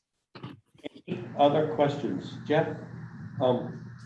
First, I'd really like to thank the committee for doing this work. I'm really in support of it. I think it's a great first step for Orono. I hope the work continues. I would encourage the committee as it develops further to maybe broaden their the number of communities they look at, and in particular look at religious identity. I can think of a number of Sikh, Jewish, Muslim, Hindu friends who have experienced significant barriers in their professional and personal lives in Maine, and I think those are important communities to look at. So while I don't disagree with the analysis that you've presented, I think we can broaden our scope a little bit. And also that really reflects the power of intersectionality among people. I think a lot of people gain resilience from their faith communities and are empowered by the faith community to participate more fully in our community. So I would like to recognize that. So Jeff, the committee can't continue on unless the town council decides to make it permanent. So we can't continue with this work unless you take action as a council. I've already stated, Deb, that I am in support. Right, but you asked us to continue to take work. So just making that point, we really need this. Other comments from committee members or questions? Anybody that hasn't spoken would like to make a comment? I would, Tom. First off, Aaron, I want to say thank you for stating how your process went, because in my own mind's eye, I don't want to know the breakdowns. I think this is the issue.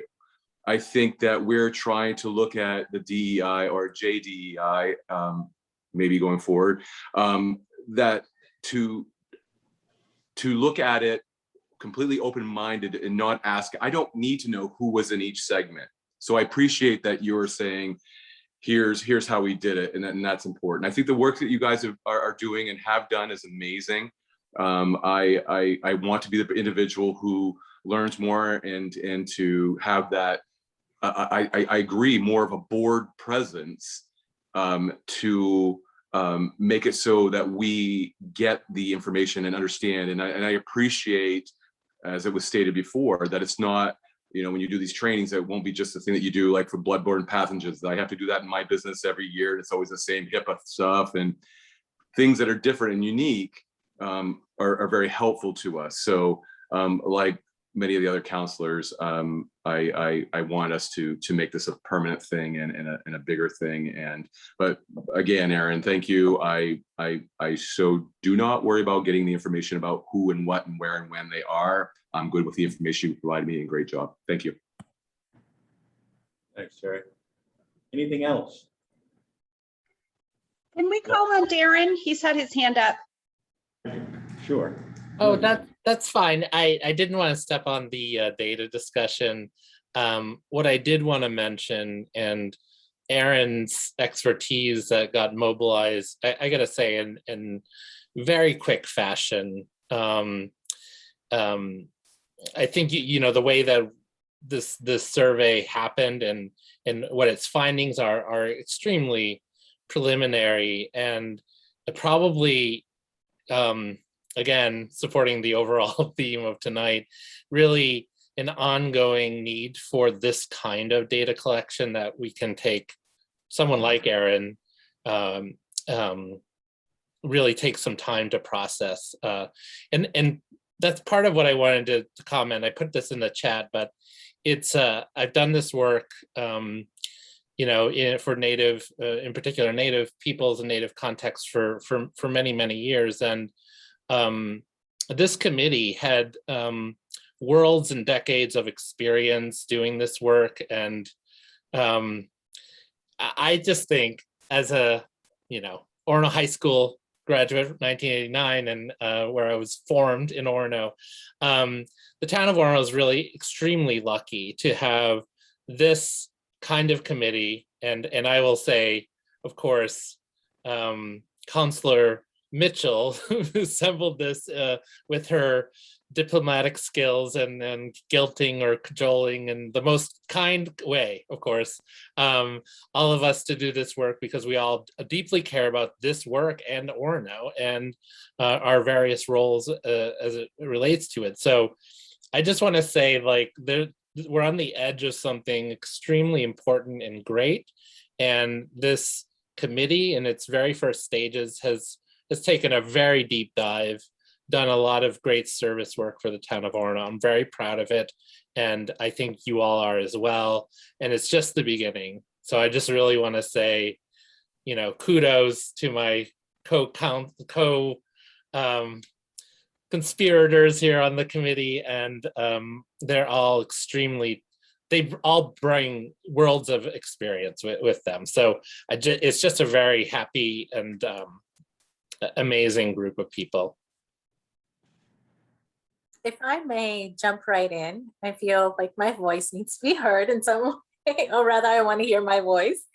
I just wanted to say, I completely agree with Darren. I think the people who brought their gifts, talents, and energies into this space together to dedicate specific time and energy for the town of Orono, and to process, analyze, synthesize, while a lot of folks are being impacted by their environments because of the identities that they represent.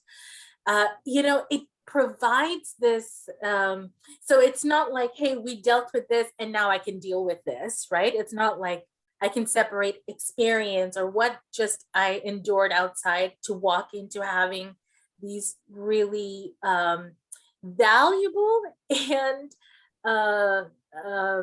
vulnerable, this gift that we have. And so we definitely held it with that care and concern and compassion, but also definitely took on upon ourselves, and how do we best synthesize but also advocate for all the people who reported and self-reported. I think a lot of our committee members did say that there were folks who said, I don't want to answer this question because I feel like people will know about this. And so we wanted to preserve that, but also we took our task, or rather our charge of this, how do we be this vessel that takes this and gives Orono and the town this, and trusting us that it wasn't a 1 week thing.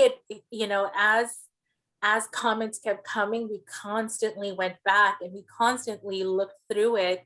So we definitely had a lot of heart and a lot of mind, because we knew about where we can go, because here was Orono who said, we want to move somewhere. And so we were like, oh, this is such a great place to be, right? And so we want to definitely take advantage of that vigor.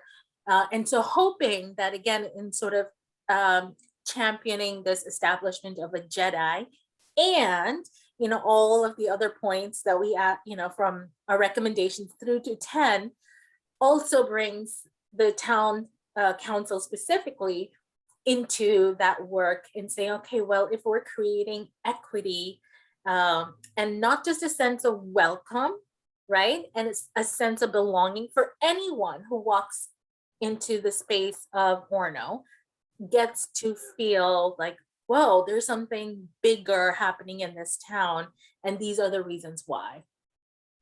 So I am personally very, very proud and deeply thankful, because again, within the pandemic, within summer schedules, people put in a lot of work and time and energy to create this. I mean, it was a lot of dedication, and the brilliance that was.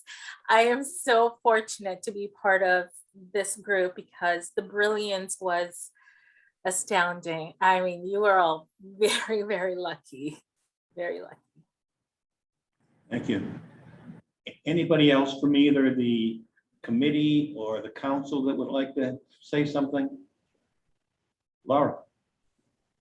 I just really want to thank the committee. The level of effort that they put in and the level of time and commitment in a short period of time with a really high bar charge was impressive. And that as a community, we have the level, like Orono is really special and unique. And I think it's that we have the level of expertise and commitment of folks to come in and do a professional expert job at this as volunteers is really incredible. So I just want to say thank you and kudos to our community for being able to pull this off.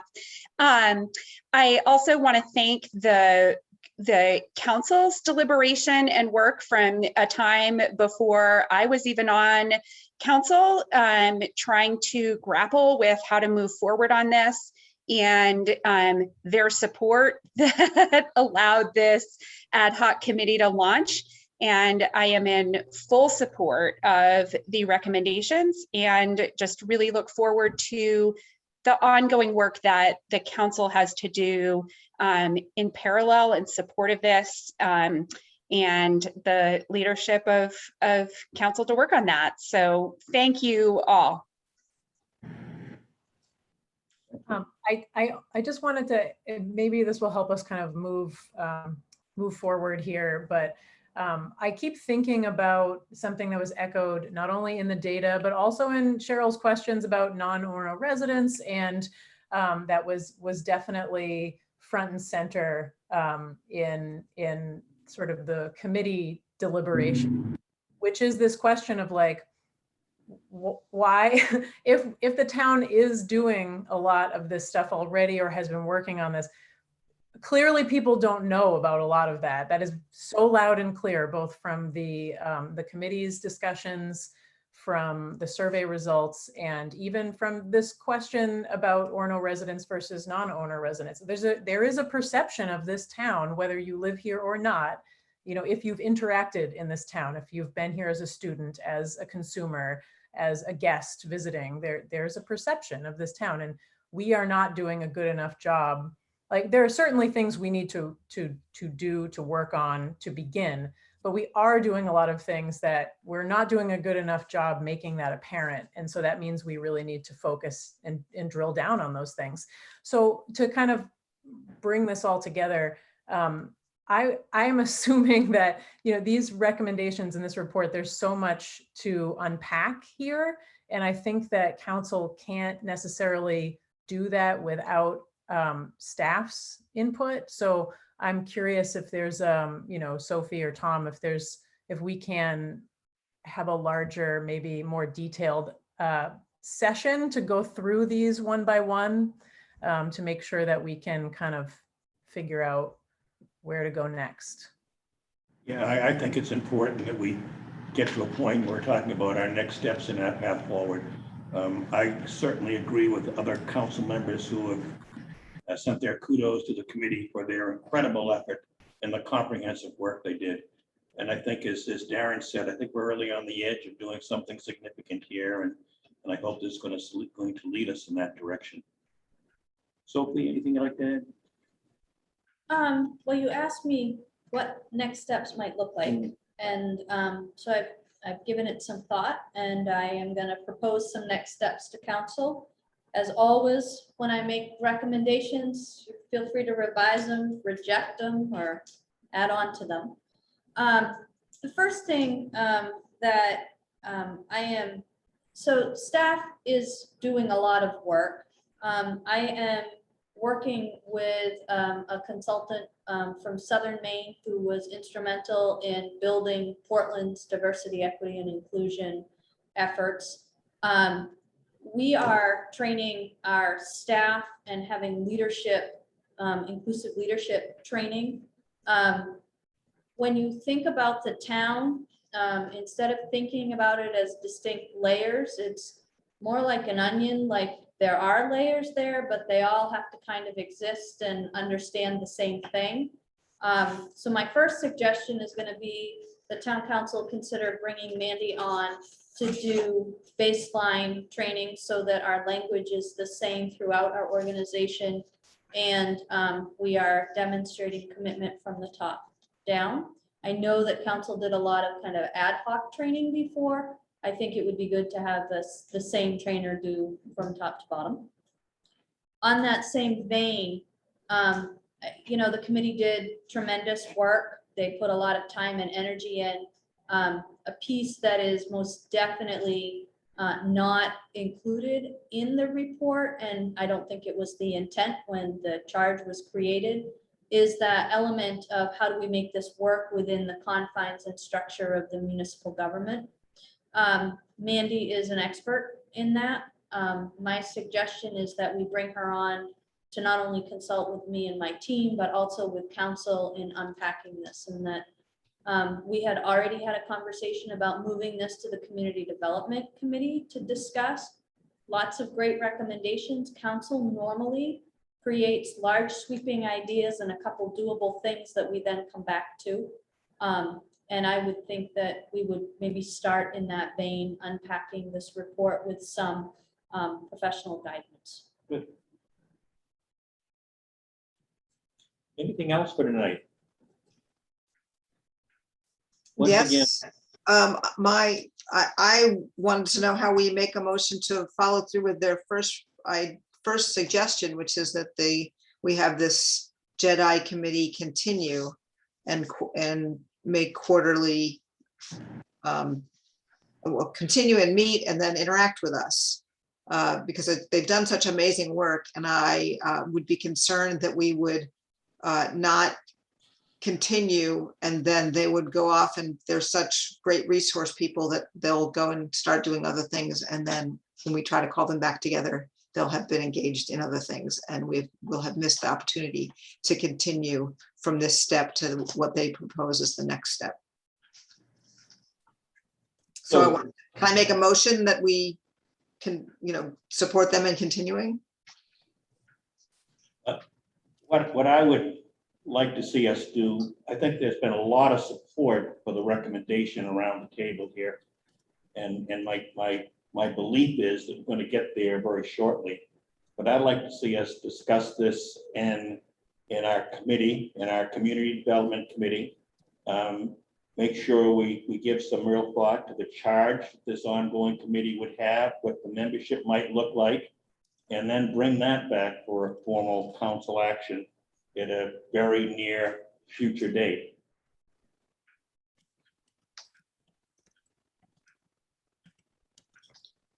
So my motion isn't getting a second, I guess. Well, I didn't actually hear a motion, but yes, I said I'd like to make a motion that we continue them meeting, that we continue to have them be. They were a short-term committee. They gave us our results. Their first proposal was that they would continue. So I am making a motion to follow their suggestion that we continue, that we have them continue. And we're in a workshop. Oh, okay. So workshops don't have motions? They're normally made on a substantive item like this at a regular council meeting. And they're usually made after that has gone through our committee and we've had some opportunity for input and some thought on it. I'm not saying this to object to having a permanent committee. I just think we need to take a little bit more time to get there. Other councilors have any comments on that?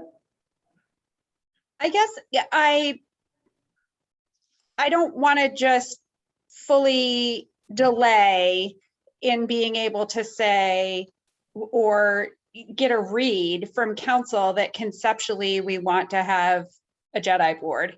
And so I think that I heard from councilors tonight saying they were in support of the concept, and the details of which are obviously not fully lined up, but I think at least conceptually, I can say that I would like to walk away tonight saying that there will be a permanent board for the town.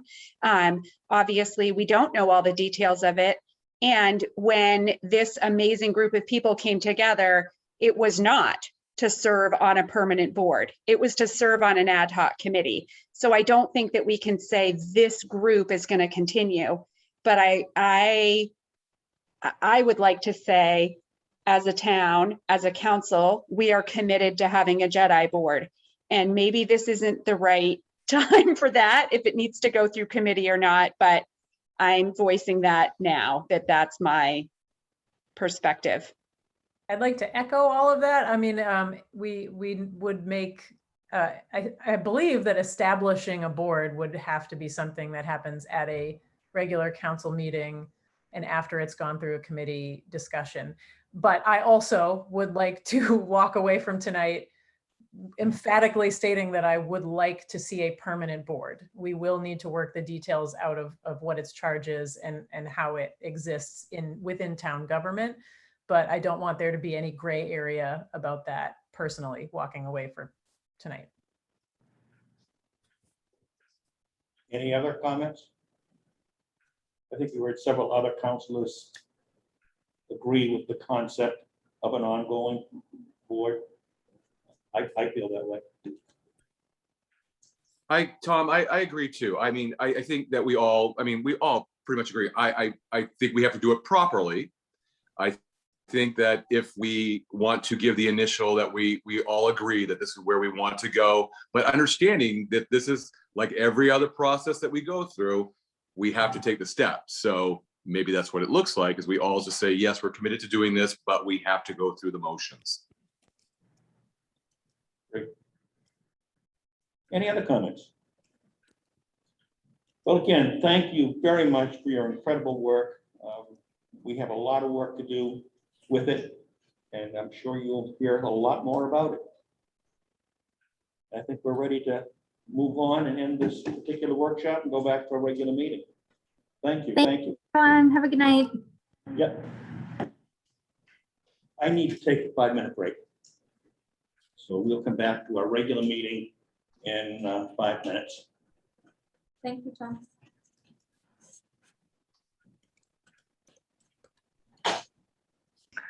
Sophie, could I ask that you mute the owl until the council meeting restarts?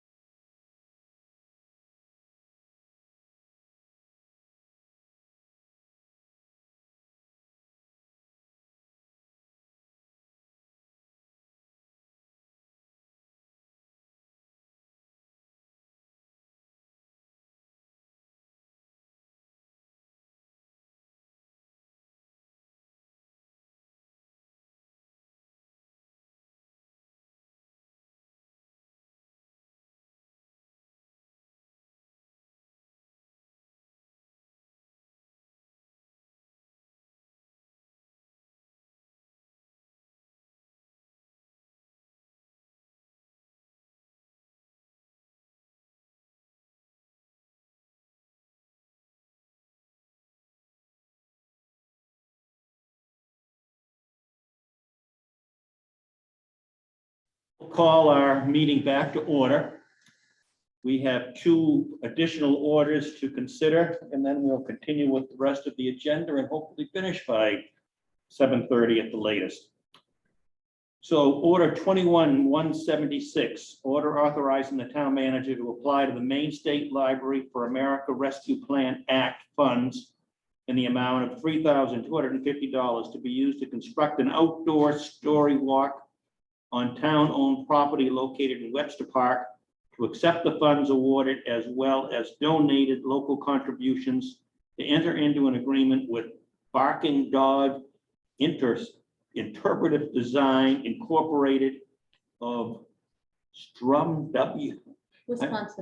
Wisconsin, there you go.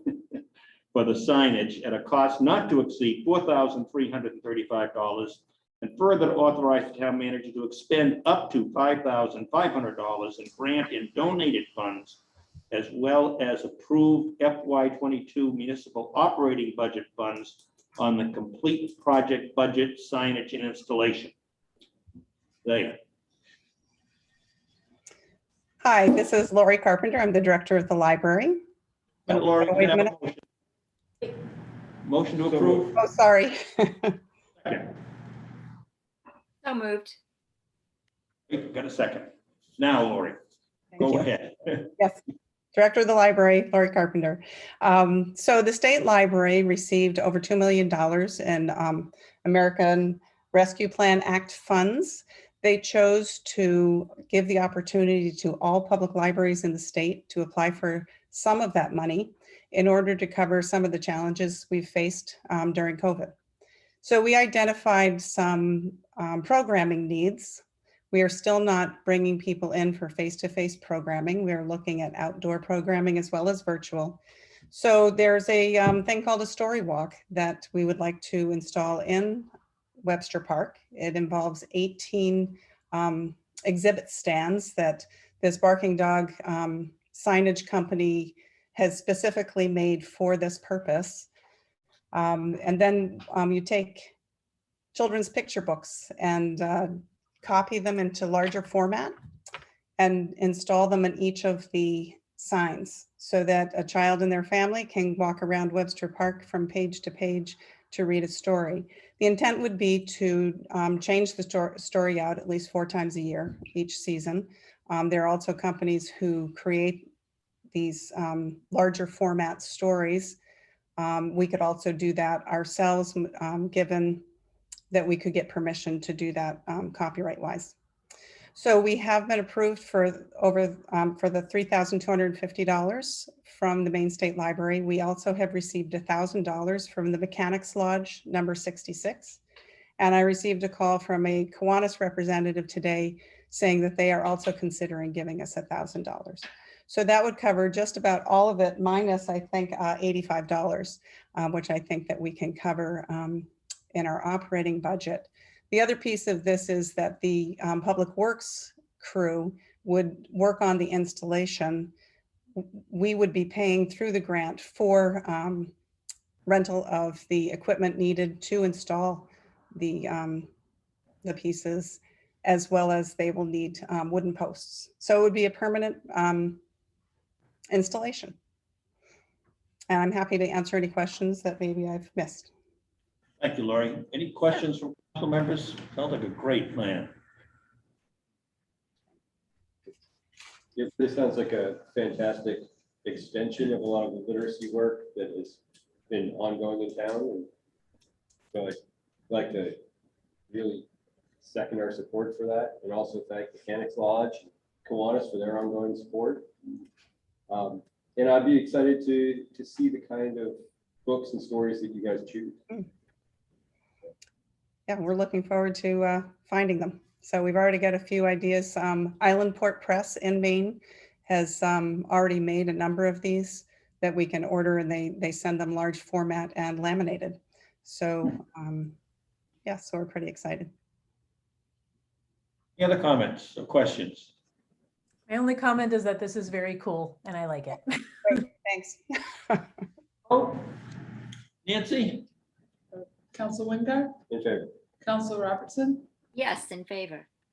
Council Grenier, In favor. Counselor Perry, In favor? Counselor Gardner, In favor? Counselor Mitchell, Yes. Counselor Osha. Yes. And the vote is 7 in favor and there are none opposed. Great. Thank you. All right. Moving on to order 21-177. Order authorizing the town manager to execute documents necessary to accept and obtain $1,140,545.04 in American Rescue Plan Act funds from the Maine Local Fiscal Recovery and Fund Program. Further, to authorize the town manager to establish a cash account to maintain these funds if necessary. Town manager. Motion, please. Move approval? And second. Second. So we have been talking about the fact that ARPA money is on its way for a while. The state finally opened its portal. I finally got them to solve some login issues. And today I sat down to claim the money. And as I was printing the documents that had to be signed, many of them, it kept saying authorized representative. And it dawned on me that we talked about these funds for quite a while, but I have never gone through the step of formally getting you to accept them, because the first question it asks is if we prefer to reject them. I don't believe we want to do that, but I would like to be able to go through our normal process. So what's a little bit different about this order, if you notice, most of the time when we have grant funds, it's I want you to give us permission to apply or to accept them and to spend them. I am not asking for any permission to expend these funds. They are going to come to us in two chunks, 50% now, 50% in about a year from now. And the rule has not yet been finalized. So the rule about how we spend the money is still going through its process. My recommendation to council is that we wait for that to be done. And we also see what fruit these conversations between municipal, county, and state officials are taking, because if we could use some of this money to leverage meaningful change by utilizing Penobscot County funds and state funds, I think we would want to know that. So instead of, I could give you a laundry list right now of projects that I think would be acceptable under this program. However, I really think it would behoove us to wait. So this order is constructed only to authorize me to collect the funds, not to dispense them. Questions on this order? Ready for a vote? Nancy, please. Counselor Wingard, In favor. Counselor Robertson, In favor. In favor. Perry, In favor. Counselor Gardner, Favor? Counselor Mitchell, Yes. and Counselor Osha. Yes. And the vote is 7 in favor and there are none opposed. Okay, I think that finishes our agenda on items. We move on now to future, to council committee and representative reports. Let's make that brief and I'll start. Finance committee met August 30th. We reviewed the bill of credit agreement with DeWitt Solar, which we acted on tonight. We agreed on a facility assessment process for some of our buildings that are not now being fully utilized. We had a discussion with the fire chief on fire department staffing and agreed to authorize the advertisement for a floating position. And we talked about a license for the Orono Land Trust to use trails on town-owned property. Other committees? Terry? Mine was really quick, as you all were probably there anyway.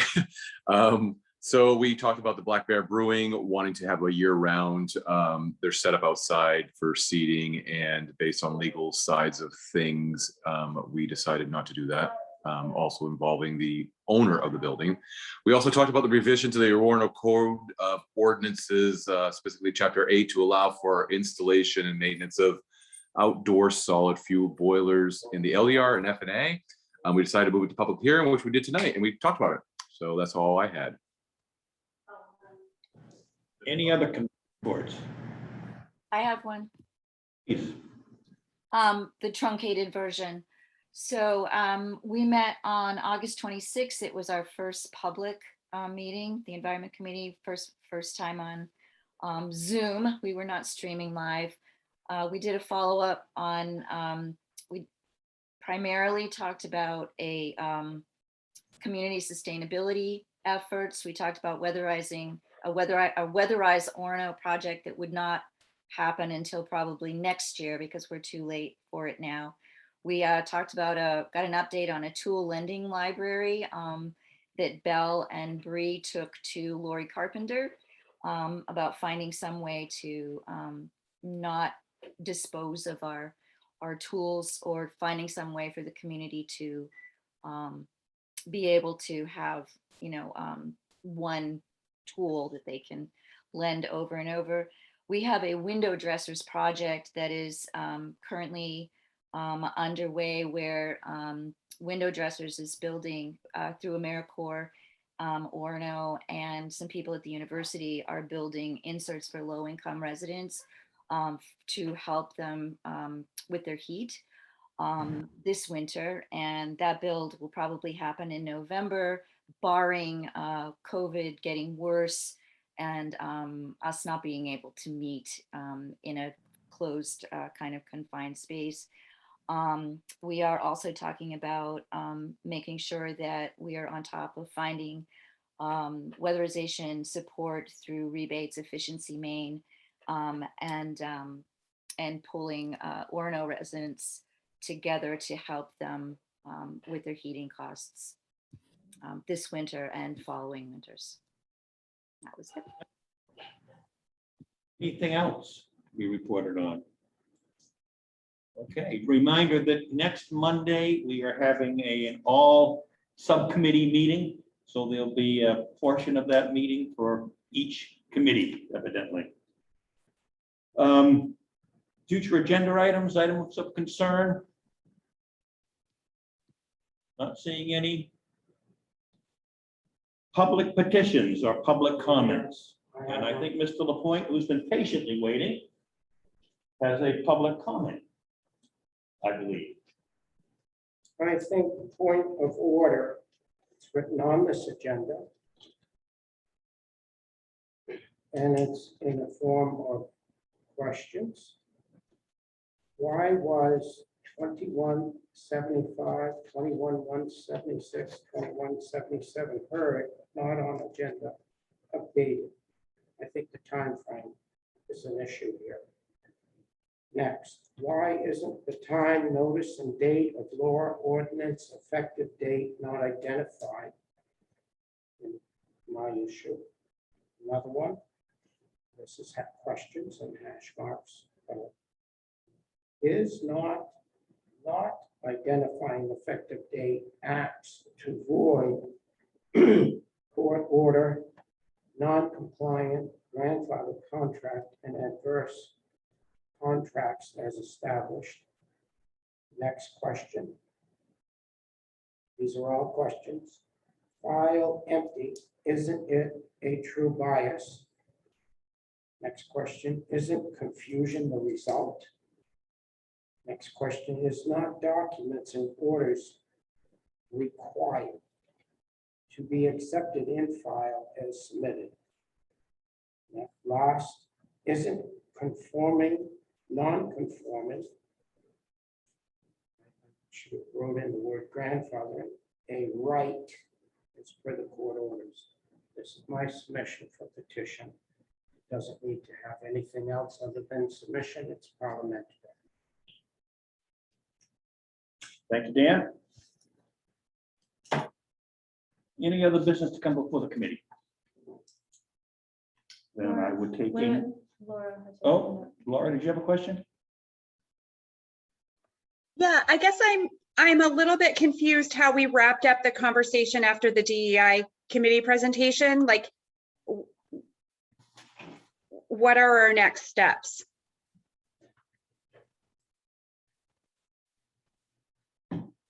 So I can tell you what I think I heard, and maybe I'm inferring, but I didn't hear anybody object to moving this forward to committee, so it would go to Community Development Committee. And I didn't hear anybody object to working with the consultant that I've asked to work with staff. That would be my first question for the committee, would be to have a scope of work and an introduction to the consultant to start the work. That would be my suggestion. If you want to do something different, you guys will have to give me direction. Sophie, I really want to comment on that because first I want to say to Tom, I apologize that it felt like you got kind of blindsided by this with something that's not normally how we do our business here. And so that'll be in my committee. We'll discuss it. This is my take, and then we'll take it and move it on to council if everybody else is okay with that. Thank you, Derek. I'd like to go through the process as well. I'd like to go to committee and go through the process that we normally go through. So can we, what's the timeline for it going to committee and back to council potentially? So I think we need to get on the same page with what going through the committee means. I can see, I already have a scope of work from Mandy to assist council. I would assume you guys would want to meet her before you signed a scope of work. If you wanted to meet Mandy, I could see if she's available for Monday at the community, because it's all committees, so we could put that on Terry's agenda, which would then allow us to build out a timeline. You know, a couple of things. I know it sounds easy to just create a formal standing committee. I really would like if we could bring leadership to the town, staff leadership to the table and part of this discussion as well about what the committee charge is and how you can lay it into the way we structure the council staff governance process anyway.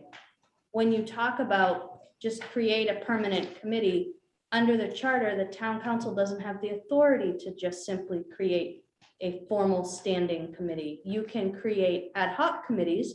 You can even refer to them in ways that take ad hoc off if you would like. But this is going to take a little bit more thought than this is a great idea. Let's just make a committee. When you also look at some of the elements within their recommendation for the committee, I think they've got some thoughts in there that are very valid, very good, but I don't know that within our legal structure, having a committee oversee staff action is something that can just be formed. I think you have to be very careful about the charge that you give this committee. And that's why I am suggesting working with somebody who has experience with the municipal structure as well as DEI. So Sophie, I would be okay if you would get a hold of that person to be part of my, if they could be available to be part of my portion of the committee meeting on Monday. I'm open to that. So the committee that we just heard from, the ad hoc committee, their